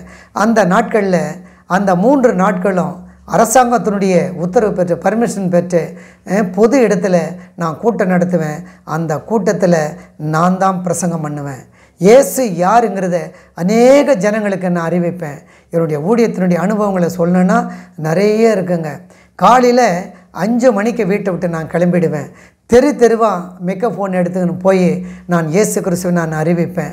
அப்படி நான் போய்க்கின்னு இருக்கும்போது ஒரு நாள் இந்த அகரம் அப்படின்ற பகுதியில், சென்னைக்கு அருகில் அகரம்தன் அப்படின்ற ஒரு பகுதியில் காலையில் 7 மணிக்கு நான் மெக்கஃபோன் வச்சு நான் சுவிசேஷத்தை இயேசு கிறிஸ்துவை நான் அறிவித்துக்கின்னு இருக்கிறேன். அப்படி பேசின்னு இருக்கிற நேரத்தில் ஒரு பெரிய ஒரு கல், ஆனால் எடுத்து அடிக்கக்கூடிய ஒரு கருங்கல் என் கால் பக்கத்தில் விழுந்துச்சு. உடனே நான் அந்த யார் இந்த கல்லை எடுத்து அடித்தாங்க அப்படின்னு சொல்லிட்டு நான் நிறுத்தாமையே சுவிசேஷத்தை அறிவிச்சுக்கின்னு அப்படியே சுற்றி பார்த்தேன். பார்த்தாக்கா காவிய உடை அணிந்து, நெத்தியெல்லாம் பட்டை அடிச்சுக்கின்னு, கொண்டை போட்டுக்கின்னு, கையில் கலரான கயிறு கட்டிக்கின்னு ஒரு வாலிபன் அங்கே நிற்கிறத நான் பார்த்தேன். அப்போது அப்படியே நான் சுவிசேஷத்தை அறிவிச்சிட்டு மைக்கை ஆஃப் பண்ணேன். ஆஃப் பண்ண உடனே அந்த நண்பர் அவர் கேட்டார், என்ன பண்ணுறேன்னு கேட்டார். நான் சொன்னேன், இயேசு கிறிஸ்துவை நான் அறிவிக்கிறேன் அப்படின்னு. அதற்கு அவர் சொன்ன பதில் என்னன்னா, ஏற்கனவே இந்த அகரத்தில் 60% பேர் கிறிஸ்தவர்களாக இருக்கிறாங்க, இன்னும் 40 பேர் தான் இந்துக்களாக இருக்கிறாங்க, அவங்களே நீங்கள் கிறிஸ்தவங்களை மாற்ற பார்க்குறியான்னு கேட்டார். நான் சொன்னேன், அவங்க கிறிஸ்தவங்களாக மாறுறாங்களோ மாறலையோ அது அவங்க விருப்பம், என்னுடைய வேலை இயேசு கிறிஸ்து அறிவிக்கிறது அப்படின்னு சொன்னேன். அதுக்கு அவன் சொன்னான், நான் யார் தெரியுமா அப்படின்னா. நீ யாராக இருந்தால் எனக்கு என்ன அப்படின்னு. அதுக்கப்புறம் அந்த வாலிபன் சொன்னால், நான் ஒரு விக்கிரக இயக்கத்தினுடைய ஒரு பெருந்தலைவர் நான் இந்த பகுதிக்கு அப்படின்னு சொன்னார். சரி ரைட்டு, நீங்கள் யாராக வேணாலும் இருந்துக்குங்க அப்படின்னு சொல்லிவிட்டு நான் அந்த கல்லை எடுத்து, அவர் எதற்கவே அந்த கல்லை எடுத்து என் பேக்கில் போட்டுக்கினேன். நேராக எங்கள் ஊருக்கு நான் வந்து அங்கே சிஎஸ்ஐ தென்னிந்திய திருச்சபையினுடைய ஒரு ஆலயம் இருக்குது எங்கள் ஊரில். அந்த ஆலயத்தினுடைய ஆல்டரில் எடுத்துமே அந்த கல்லை நான் வச்சுட்டு நான் முழங்கால் போட்டு கண்களை மூடி நான் கண்ணீரோடு நான் ஜெபம் பண்ணேன். ஆண்டவரே, என்னுடைய ஊழியத்தை நீங்கள் அங்கீகரிக்கிறீங்க, என் ஊழியத்தை நீங்கள் அனுமதிக்கிறீங்க, என் ஊழியத்தை உங்களுக்காக நான் செய்கிற இந்த ஊழியத்தை நீங்கள் ஏற்றுக்கொள்ளுறீங்க அப்படின்னு சொல்கிறது உண்மைன்னு சொன்னால், எனக்கு இன்றைக்கி இந்த இடத்துல நான் ஒரு பொருத்தனை பண்ணுறேன், அதை எனக்கு நீங்கள் நிறைவேற்றி தரணும் அப்படின்னு சொல்லிவிட்டு நான் ஆண்டவர்கிட்ட சொன்னேன். ஆண்டவரே, அந்த கல்லை அடித்தான் இல்லைங்களா, அந்த நபருடைய பேர் என்னன்ட்டு எனக்கு தெரியணும்.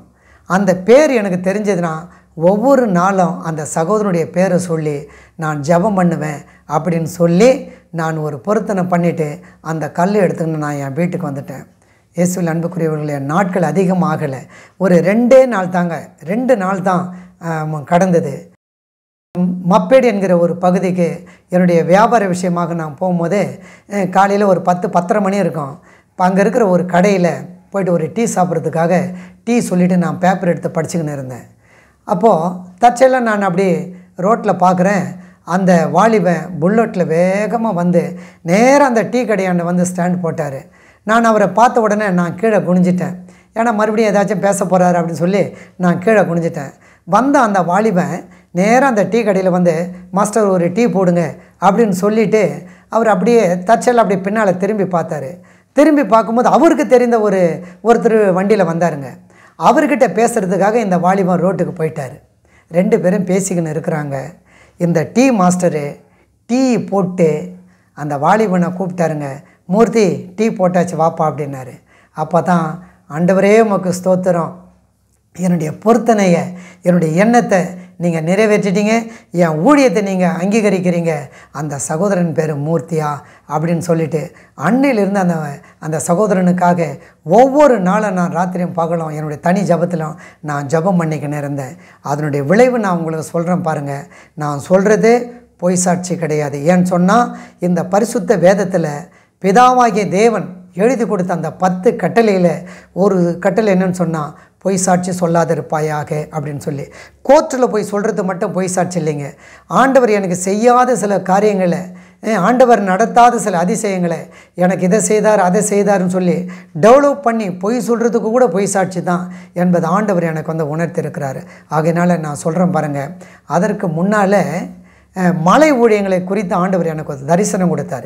என்னுடைய ஊழியத்தில் இந்த மலை ஊழியம் அப்படின்னு சொல்லி நான் ஒரு ஊழியத்தை செய்துன்னு வரேங்க. அந்த மலை ஊழியத்தை அதே அகரம் பகுதியில் ஆபிரகாம் ஐயா அப்படிங்கிற ஒரு மூத்த ஊழியக்காரர் JGM என்கிற ஒரு ஊழியத்தை மலை ஊழியமாக நடத்திக்கின்னு வராருங்க. அந்த மலை ஊழியத்தில் நான் பங்கு கொள்ளணும்னு சொல்லி ஆண்டவர் எனக்கு ஒரு தரிசனத்தை கொடுத்தாரு.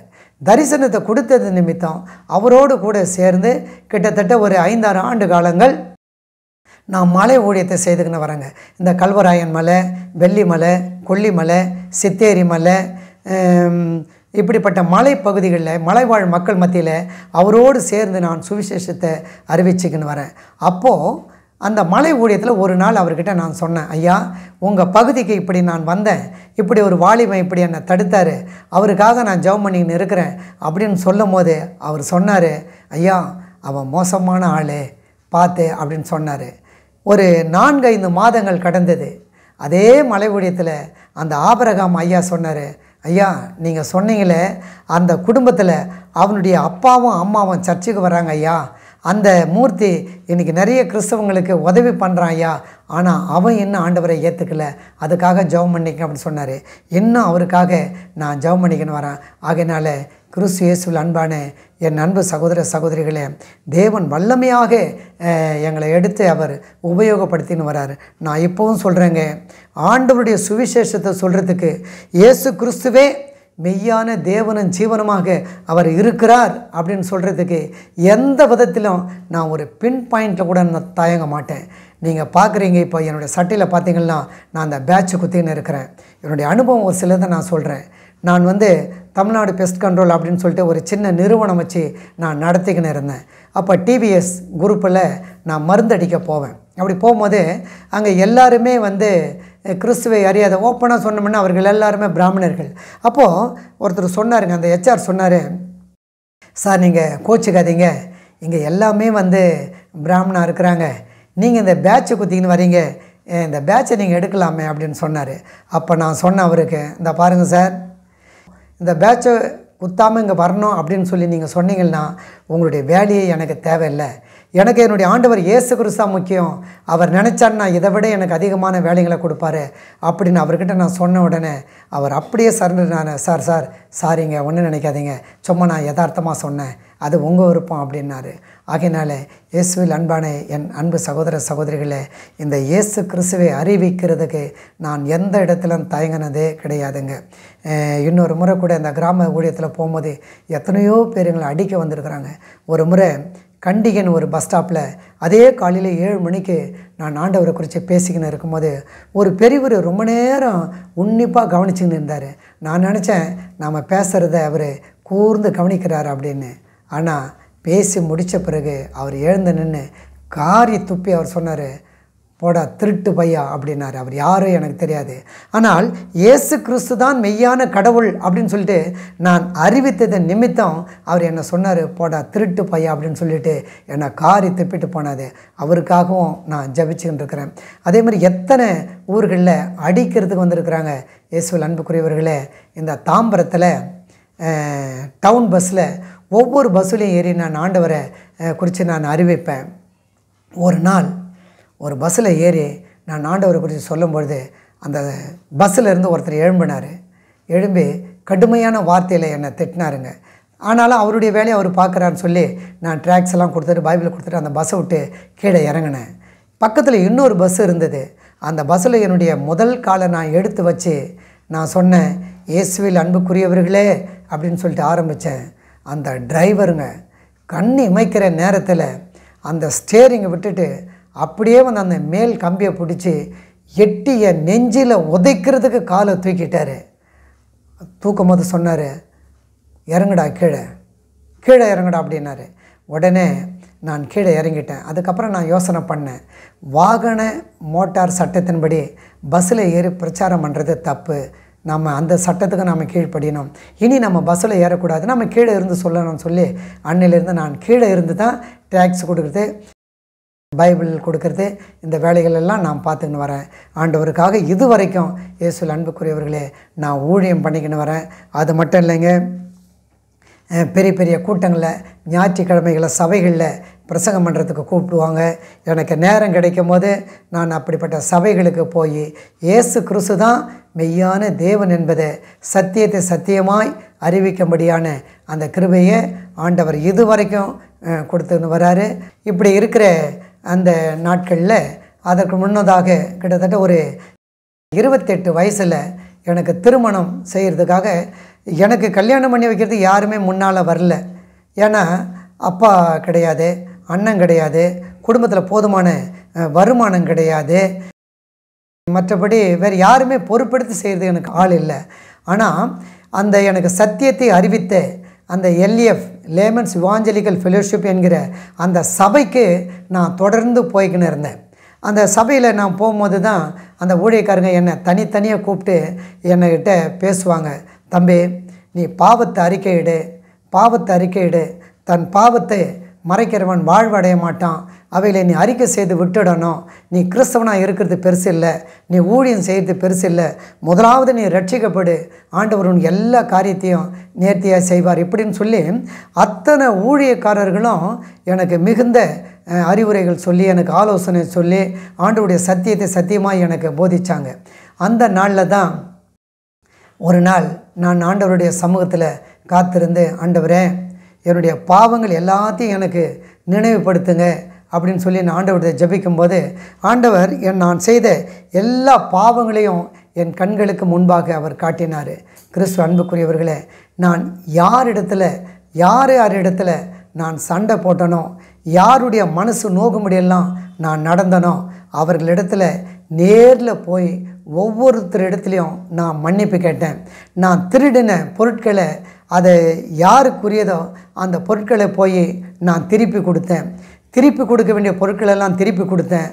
மன்னிப்பு கேட்க வேண்டிய ஒவ்வொரு இடத்துலையும் போய் நான் மன்னிப்பு கேட்டேன்.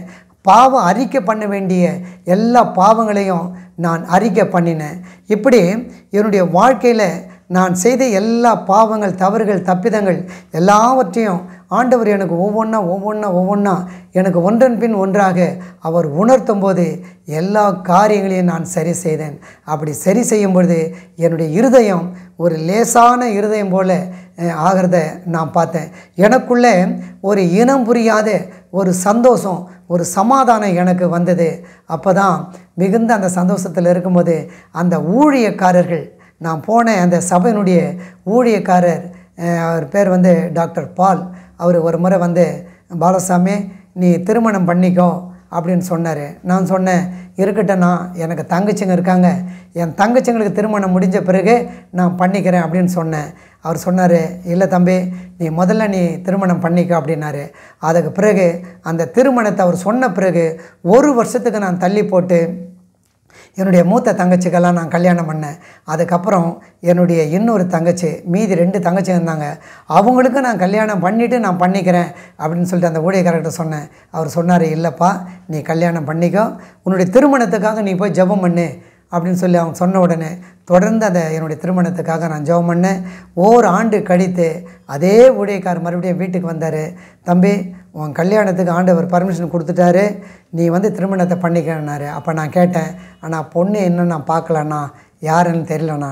அவர் சொன்ன, நீ பயப்படாத, கோயம்புத்தூரில் நான் ஒரு பொண்ணு பார்த்துருக்கேன், அந்த மகளை நீ திருமணம் பண்ணிக்க அப்படின்னாரு.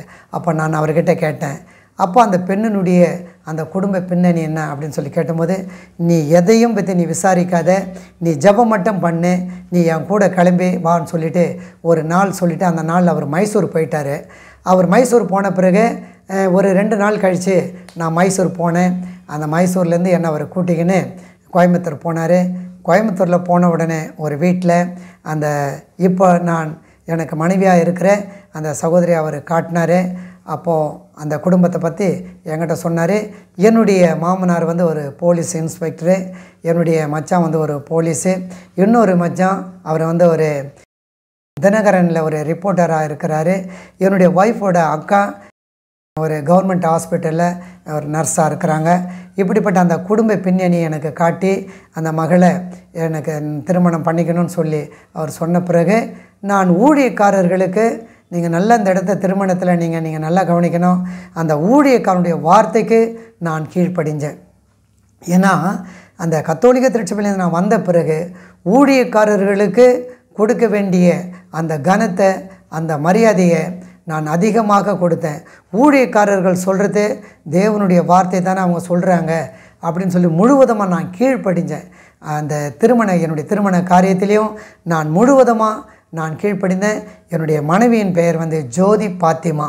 என்னுடைய மனைவி இயேசுவில் அன்புக்குரியவர்களே, ஒருவேளை நான் தெரிந்து கொண்ட ஒரு மனைவியாக இருந்திருந்தால், இல்லை என்னுடைய உறவுகள் எனக்கு எங்கேயாச்சும் ஒரு மகளை பார்த்து ஒரு திருமண காரியத்தை பண்ணியிருந்தால், உண்மையிலே சொல்கிறேங்க, என் குடும்பம் இருந்த அந்த சூழ்நிலையில், அந்த வறுமையில், அந்த தேவையிலே ஒரு விஷயம் சொல்கிறேன் பாருங்கள். என் மனைவியை நான் வீட்டுக்கு கட்டிக்கின்னு வரும்போது ஒரு சின்ன ஒரு குடிசை விடுங்க, கரண்ட்டு கூட கிடையாது. என் மனைவி அங்கே நல்ல வசதியாக வாழ்ந்தவங்க, ஒரு கரண்ட்டு கூட கிடையாது என் வீட்டுக்கு. அப்படிப்பட்ட இருட்டில் தான் என் மனைவி வந்து குடும்பம் நடத்தினாங்க. என் மனைவி வந்த பிறகு என்னுடைய 2 தங்கச்சிக்கு கல்யாணம், என்னுடைய தம்பிக்கு கல்யாணம், இவ்வளவு நடந்தது. என் மனைவி என்னோடு கூட இணைந்து என் குடும்பத்தினுடைய அந்த நிலைமையை புரிந்து என்னோடு கூட ஒத்து உழைச்சதுனால என் குடும்பத்தில் என் தம்பி தங்கச்சிங்களுக்கு, என் கூட பிறந்த என் சகோதர சகோதரிகளுக்கு அந்தந்த காலகட்டத்தில் என்னென்னத்தை எப்படி செய்யணுமோ அதை தெளிவாக நான் செய்கிறதுக்கு ஆண்டவர் எனக்கு உதவி பண்ணினார். எந்த சூழ்நிலையிலும் நான் இப்போ வரைக்கும் சொல்கிறேங்க, உங்கள் கூட இந்த சாட்சியை பகிர்ந்து கொண்டு இருக்கக்கூடிய இந்த நேரத்து வரைக்கும் நான் சொல்கிறேன், இது வரைக்கும் நான் ஏன் அந்த இடத்துல போயிட்டு இந்த பொண்ணை நான் கட்டிக்கினேன், ஏன் இவருக்கு நான் மனைவியாக வந்தேன் அப்படின்னு சொல்லி என் மனைவியும் சிந்திச்சது கிடையாது, நானும் எனக்குள்ளே அந்த எண்ணம் வந்தது கிடையாது என்பதை நான் ஆணித்தரமாக அந்த நாள் நான் சொல்லிப்பேன். எனக்குன்னு சொல்லி என் மனைவி எதுவுமே கேட்டது கிடையாதுங்க.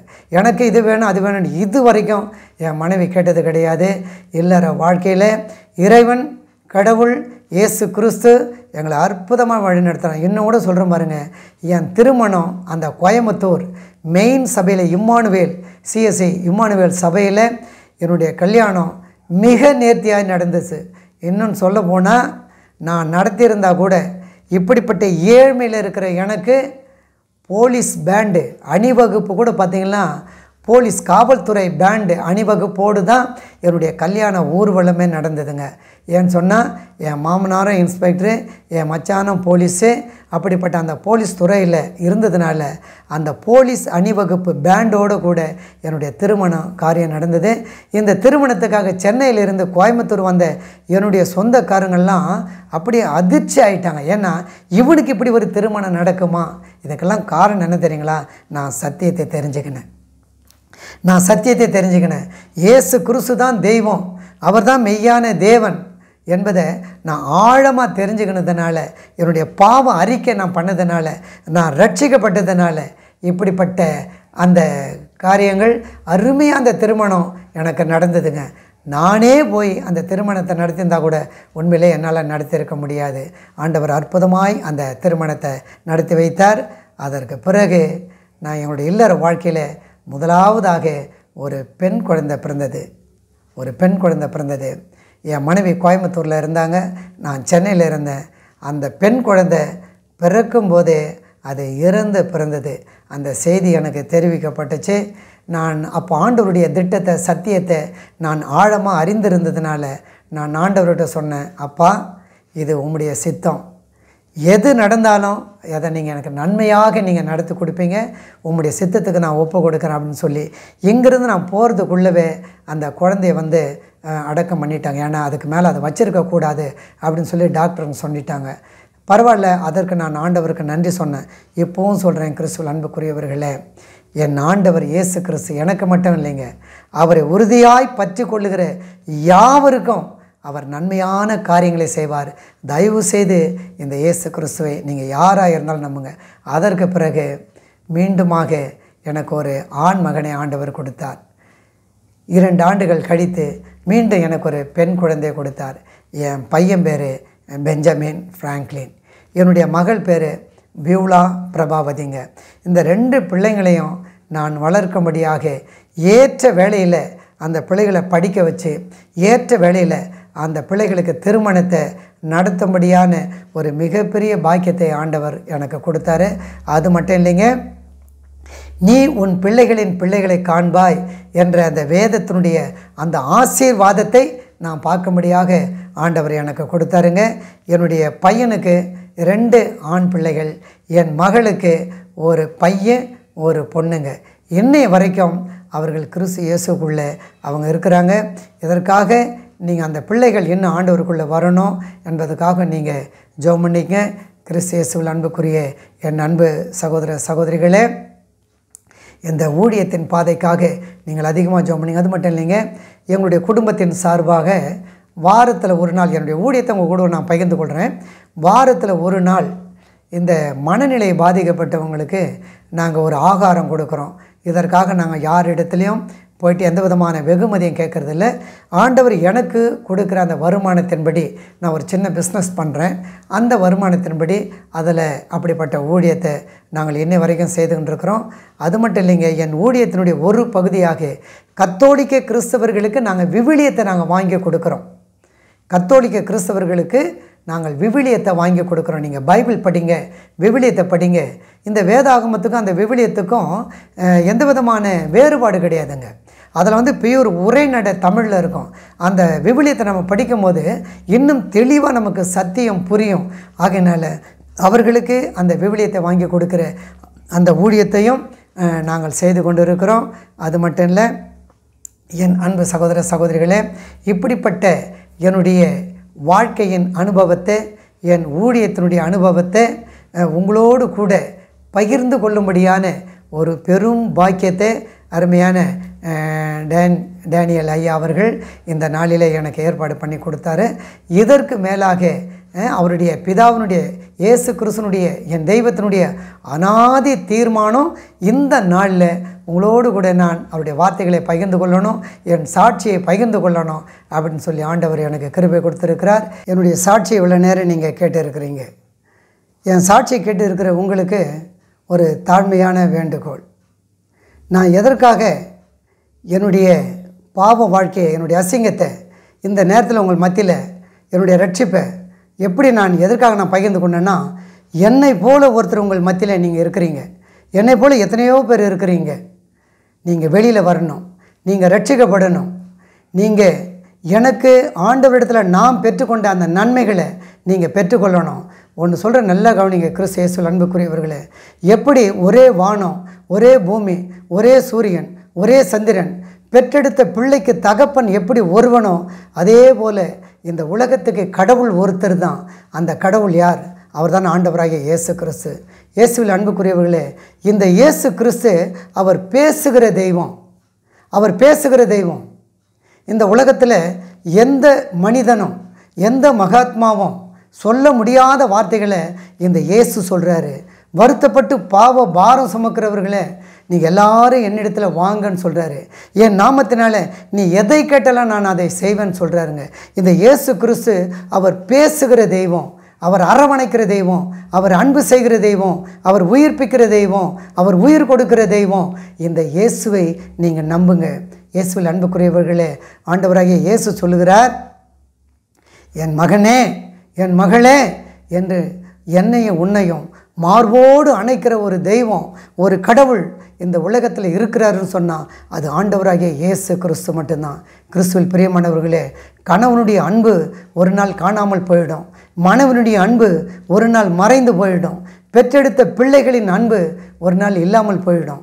உதிர உறவுகளின் அன்பு ஒரு நாள் உதிர்ந்து போயிடும். ஆனால் ஆண்டவராகிய இயேசு கிறிஸ்துனுடைய அன்பு அது என்றைக்குமே அது மாறாது. இயேசு சொல்கிறாரு, என் மகனே, என் மகளே, உன்னை என் உள்ளங்கைகளில் நான் வரைந்திருக்கிறேன். இந்த உலகத்தில் யாரும் சொல்ல முடியாதுங்க. இயேசு சொல்லுகிறார், தெய்வங்கள் என்று சொல்லப்படுகிற, மகான்கள் என்று சொல்லப்படுகிற, மனிதர்கள் என்று சொல்லப்படுகிற ஒருவராலையும் சொல்லப்படாத வார்த்தை என் ஆண்டவர் இயேசு சொல்லுகிறார், உலகத்தின் முடிவு பரியந்தம் நான் சதா நாட்களிலும் உன்னோடு கூட இருக்கிறேன் என ஆண்டவராகிய இயேசு சொல்லுகிறார். என் அன்பு சகோதர சகோதரிகளே, உங்களுக்கு கவலையா, கண்ணீரா, கஷ்டமா, நஷ்டமா, ஏக்கமா, ஏமாற்றமா, எதிர்பார்ப்பா, நீங்கள் கலங்காதீங்க. ஆண்டவராகிய இயேசு சொல்லுகிறாள், உங்கள் இருதயம் கலங்காதிருப்பதாக. தேவனிடத்தில் விசுவாசமாயிருங்கள், என்னிடத்திலும் விசுவாசமாயிருங்கள் என்று இயேசு சொல்லுகிறார். என் அன்பு சகோதர சகோதரிகளே, நீங்கள் ஒருவேளை இதை பார்த்து கொண்டிருக்கிற, கேட்டுக்கொண்டிருக்கிற நீங்கள் ஒருவேளை இயேசுவை அறியாதவர்களாக கூட இருக்கலாம். இயேசு யார் என்று தெரியாதவர்களாக கூட இருக்கலாம். இல்லை, தெய்வங்கள் என்று சொல்லப்படுகிற அத்தனை தெய்வங்களிலும் இந்த இயேசுவும் ஒரு தெய்வம் அப்படின்னு சொல்லி நீங்கள் நினச்சின்னு இருக்கலாம். நீங்கள் யாராக இருந்தாலும் சரி, ஒன்று நீங்கள் நல்லா ஞாபகம் வச்சு கொள்ளுங்கள், பெத்த பிள்ளைக்கு தகப்பன் ஒருவன் தான் என்பது உண்மை என்று சொன்னால் இந்த உலகத்துக்கு தெய்வம் ஒன்று தான், அதுதான் ஆண்டவராகிய இயேசு கிறிஸ்து. இந்த இயேசுவை போல அன்புள்ளம் கொண்ட தெய்வம் இந்த உலகத்தில் எங்கேயுமே கிடையாதுங்க. ஒருவேளை உங்களுக்கு ஒரு வெளியரங்கமாய் போய் இந்த இயேசுவை தேட முடியல, உங்களுடைய ஒருவேளை படிப்பு, ஜாதி, இப்படிப்பட்ட சில காரியங்கள் இந்த இயேசுவினிடத்தில் நீங்கள் வர்றதுக்கு உங்களை தடுக்குதுன்னு சொன்னால், என் அன்பு சகோதர சகோதரிகளே, உங்களுடைய உள் அறையில் நீங்கள் வீட்டுக்குள்ளே போய் உங்கள் கதவை சாத்தி, ஓ இயேசுவே என்று சொல்லி ஒரே ஒரு வார்த்தை, ஒரே ஒரு முறை இந்த இயேசுவை நோக்கி கூப்பிடுங்க. இயேசுவே, என் குடும்பம் இப்படி இருக்குது, என் பிள்ளைங்க இப்படி இருக்கிறாங்களே, என் கணவன் இப்படி இருக்கிறாரு, என் மனைவி இப்படி இருக்கிறாரு, என் குடும்பத்தில் நடக்க வேண்டிய நல்ல காரியங்கள் நடக்கலையே, என் குடும்பத்தினுடைய சாபம் போகலையே, என் குடும்பத்தினுடைய கடன் தொல்லை மாறலையே, என்னை விடுவியும். நான் எங்கே போவேன், நான் யார்கிட்ட போவேன், நான் நம்பினவர்கள் எல்லாரும் என்னை கைவிட்டுட்டாங்களே, ஒரு நிர்பந்தமான நிலையில் நான் இருக்கிறேனே, இயேசுவே என்று சொல்லி இந்த இயேசுவை நீங்கள் கூப்பிட்டீங்கன்னு சொன்னால், என் ஆண்டவர் இயேசு சொல்கிறார், உன் ஆபத்து நாளில் நீ என்னை நோக்கி கூப்பிடு, உன் துன்ப நாளில் நீ என்னை நோக்கி கூப்பிடு, நானே உன் பரிகாரியாகிய கர்த்தர் என்று இயேசு சொல்லுகிறார். என் அன்பு சகோதர சகோதரிகளே, நீ பண்ண வேண்டிய ஒரே ஒரு காரியம், ஓ இயேசுவே எனக்கு இறங்கும், இயேசுவே எனக்கு இறங்கும் என்று நீ ஒரே ஒரு வார்த்தை உன் இருதயத்தில் ஏற்று உன் நாவிலே நீ அறிக்கை பண்ணுன்னு சொன்னான், வா என் அன்பு மகனே, என் அன்பு மகளே, நீ வா என்று சொல்லி உன்னை மார்போடு அணைத்து கொள்ள இந்த இயேசு கிறிஸ்து தன்னுடைய 2 கரங்களை விரித்து, வா மகனே என்று சொல்லி அந்த கல்வாரி திருச்சிலுவையில் தன் கரங்களை விரித்தவராக இருக்கிறார். வா மகனே, என் அன்பு மகனே, என் அன்பு மகளே, என் வாலிபனே, பெரியோர்களே, என் அன்பு தாய்மார்களே, என் சின்ன பிள்ளைகளே, நீங்கள் யாராக இருந்தாலும் இந்த இயேசுவை உங்கள் இருதயத்தில் நீங்கள் ஏற்றுக்கொள்ளுங்கள். நிச்சயமாக இந்த இயேசு கிறிஸ்து உங்களுடைய வாழ்க்கையை ஆசீர்வாதமாக மாற்றி தருவார். உங்களுடைய கல்வியை அவர் ஆசீர்வாதமாக மாற்றி தருவார். நீங்கள் என்ன குறைவுகள் இருந்தாலும் ஆண்டோடைய வார்த்தை சொல்லுகிறது, அவர் குறைவுகளை நிறைவாக்குகிற தேவன் என்று சொல்லுகிறது. அவரே ஜீவனுள்ள தேவன், வானத்துக்கும் அவர்தான் தேவன், பூமிக்கும் அவர்தான் தேவன், அண்ட சராசரத்திற்கு அத்தனைக்கும் இந்த இயேசு கிறிஸ்துவே மெய்யான தேவனாக ஜீவனாக இருக்கிறார். நீ பண்ண வேண்டிய ஒரே காரியம், நீ சொல்ல வேண்டிய ஒரே காரியம், இயேசுவே எனக்கு இரங்கம் என்று சொல்லி உன் முழு இருதயத்தோடு அவரை நோக்கி பார்ப்பாயானால், அவரை நோக்கி கூப்பிடுவாயானால், அவர் நீ இருக்கிற இடத்துல உனக்கு இறங்கி வந்து உன்னை ஆசீர்வதிக்க அவர் வல்லமை பொறிந்தனவராக இருக்கிறார். அவர் வல்லமை உள்ள தேவனாக இருக்கிறார். அவர் சொன்னால் ஆகும், அவர் கட்டளையிட்டால் அவை அப்படியே நிற்கும். அவர் பேர் அதிசயம், அவர் ஆலோசனையின் கர்த்தர், அவர் சமாதானத்தின் பிரபு, அவர் இம்மானுவேலர், அவர் இருக்கிறவராகவே இருக்கிறவர், இருந்தவரும் இருக்கிறவரும் இனி வருகிறவருமாக இருக்கிறார். ஆகிய கிறிஸ்து இயேசுவில் அன்புக்குரியவர்களே, கடைசியாக ஒன்றை நான் உங்களுக்கு சொல்லுகிறேன். இயேசு சொல்லுகிறார், என் மகனே, என் மகளே, நீ பயப்படாதே, நீ கலங்காதே, நீ திகையாதே, உன்னை என் உள்ளங்கைகளிலே நான் வரைந்திருக்கிறேன், உன்னை என் உள்ளங்கைகளிலே நான் வரைந்திருக்கிறேன். ஆகவே என் அன்பு சகோதர சகோதரிகளே, இந்த சாட்சியை கேட்டுக்கொண்டிருக்கிற நீங்கள், ஒருவேளை நீங்கள் கிறிஸ்தவர்களாக இருப்பீர்களானால், ஒருவேளை கிறிஸ்துவை அறியாதவர்களாக இருப்பீர்களானால், உங்களுக்கு அருகில் இருக்கக்கூடிய சபைகளுக்கு போய் நீங்கள் கிறிஸ்துவை அறிந்து கொள்ளுங்கள். இதை நீங்கள் கேட்டுக்கொண்டு இருக்கிற இந்த வேளையில், நான் இப்படி தானே இருந்தேன், என் சாட்சியை நான் எப்படி பகிர்ந்து கொள்ளுவேன், நான் யார்கிட்ட போய் என் சாட்சியை பகிர்ந்து கொள்ளுவேன், எப்படி மற்றவர்களை என் சாட்சியை நான் அறிவிப்பேன் அப்படின்னு சொல்லி ஒரு ஏக்கத்தோடு நீங்கள் இருப்பீர்கள் என்று சொன்னால், உங்களுக்கு ஒரு அரிய வாய்ப்பு இந்த நேரத்தில் கொடுக்கப்படுகிறது. அருமையான ஐயா, கிரைஸ்ட் காலிங் என்ற இந்த டிவி ஊழியத்தை நடத்தி கொண்டிருக்கிற அருமையான டேனியல் ஐயா அவர்கள் உங்களுக்கு இப்படிப்பட்ட ஒரு வாய்ப்பை உண்டு பண்ணி கொடுக்க அவர் தயார், எந்த நேரத்திலும் அவர் தயாராக இருக்கிறார். ஒருவேளை நான் பணம் செலுத்த வேண்டியிருக்குமோ, இதற்கு ஒரு கட்டணத்தை கொடுக்க வேண்டியது இருக்குமோ, இது மீடியாவில் வருது, தொலைக்காட்சியில் வருது, இதற்கு எவ்வளவு செலவாகுமே, என்கிட்ட பணம் இல்லையே அப்படின்ற ஒரு எண்ணம் உங்களுக்குள்ளே இருக்குமே. ஆனால் நன்றாக ஞாபகம் வைத்து கொள்ளுங்க, இந்த ஊழியம் முற்றிலும் இலவசமான ஊழியம். ஐயா அவர்கள் உங்களுடைய சாட்சியை, உங்களை போல இருக்கிற எத்தனையோ பேருக்கு இந்த சாட்சி போய் சேர வேண்டும், ஆத்துமாக்கள் அறுவடை செய்யப்பட வேண்டும், சத்தியத்தை அறியாதவர்கள் சத்தியத்தை தெரிந்து கொள்ள வேண்டும், சத்தியத்தை தெரிந்து கொண்டவர்கள் சத்தியத்தை புரிந்து கொள்ள வேண்டும், சத்தியத்தை புரிந்து கொண்டவர்கள் சத்தியத்தில் நடக்க வேண்டும். ஒரே ஒரு விஷயம், பரலோகம் நிரப்பப்படணும், ஆத்துமாக்கள் ரட்சிக்கப்படணும். அந்த ஒரே எண்ணத்தில் ஏக்கத்தில் நடக்கிற இந்த ஊழியத்தில் அருமையான ஐயாவோடு கூட நீங்கள் இணைந்து உங்களுடைய சாட்சியை நீங்கள் பகிர்ந்து கொள்வீர்கள் என்று சொன்னால் அது உங்களுக்கும் ஆசீர்வாதமாக இருக்கும். உங்களுடைய சத்தியத்தை கேட்கிறவர்களுக்கும் அது ஆசீர்வாதமாக இருக்கும். கிறிஸ்துவில் அன்புக்குரியவர்களே, இந்த கொஞ்ச நேரம் அடியனுடைய சாட்சியை நீங்கள் கேட்டதற்காக ஆண்டவராகிய இயேசு கிறிஸ்துவை நான் ஸ்தோத்தரிக்கிறேன். அவருக்கு நான் நன்றி செலுத்துகிறேன். இப்படிப்பட்ட ஒரு வாய்ப்பை எனக்கு கொடுத்த அருமையான டேனியல் ஐயா அவர்களை, அவருடைய குடும்பத்தை ஆண்டவர் ஆசீர்வதிக்கணும். இந்த ஊழியத்தை ஆசீர்வதிக்கணும். ஊழியம் பலுகி பெருகணும். சபைகளில் ஆத்துமாக்கள் பெருகணும். இன்னும் இந்த ஊழியம் பல தேசங்களுக்கு இது விருத்தி ஆகணும் என்று சொல்லி இந்த சத்தியத்தை கேட்ட உங்களுக்காகவும் அருமையான ஐயாவுடைய சபைக்காகவும் இப்பொழுது நான் ஜெபிக்க போகிறேன். ஒரு நிமிடம் நீங்கள் கண்களை மூடி உங்களுடைய இருதயத்தை நீங்கள் திறந்து இயேசுவே என்று சொல்லி நீங்கள் உங்கள் இருதயத்தில் அவரை அழைப்பீர்கள் என்று சொன்னால் நிச்சயமாக ஆண்டவர் உங்களை ஆசீர்வதிப்பார். நாம் ஜெபிப்போம். கண்களை மூடுவோம். மகா பரிசுத்தமும் கிருபையும் இரக்க நிறைந்த என் அன்பின் ஆண்டவரே, அருமையான இந்த வேளையில் அருமையான உம்முடைய பிள்ளைகளுக்கு அருமையான என் அருள்நாதர் இயேசு கிறிஸ்து எங்கேயோ சுற்றித் திரிந்த என்னை ரட்சித்ததை, என்னை மீட்டெடுத்ததை, எனக்கு சகாயம் பண்ணினதை, எனக்கு செய்த நன்மைகளை இந்த அருமையான இந்த வேளையில் உம்முடைய பிள்ளைகளுக்கு நான் அறிவிக்கும்படியாக என் தகப்பன் பாராட்டின கிருபைக்காய் உமக்கு நான் நன்றி செலுத்துகிறேன்.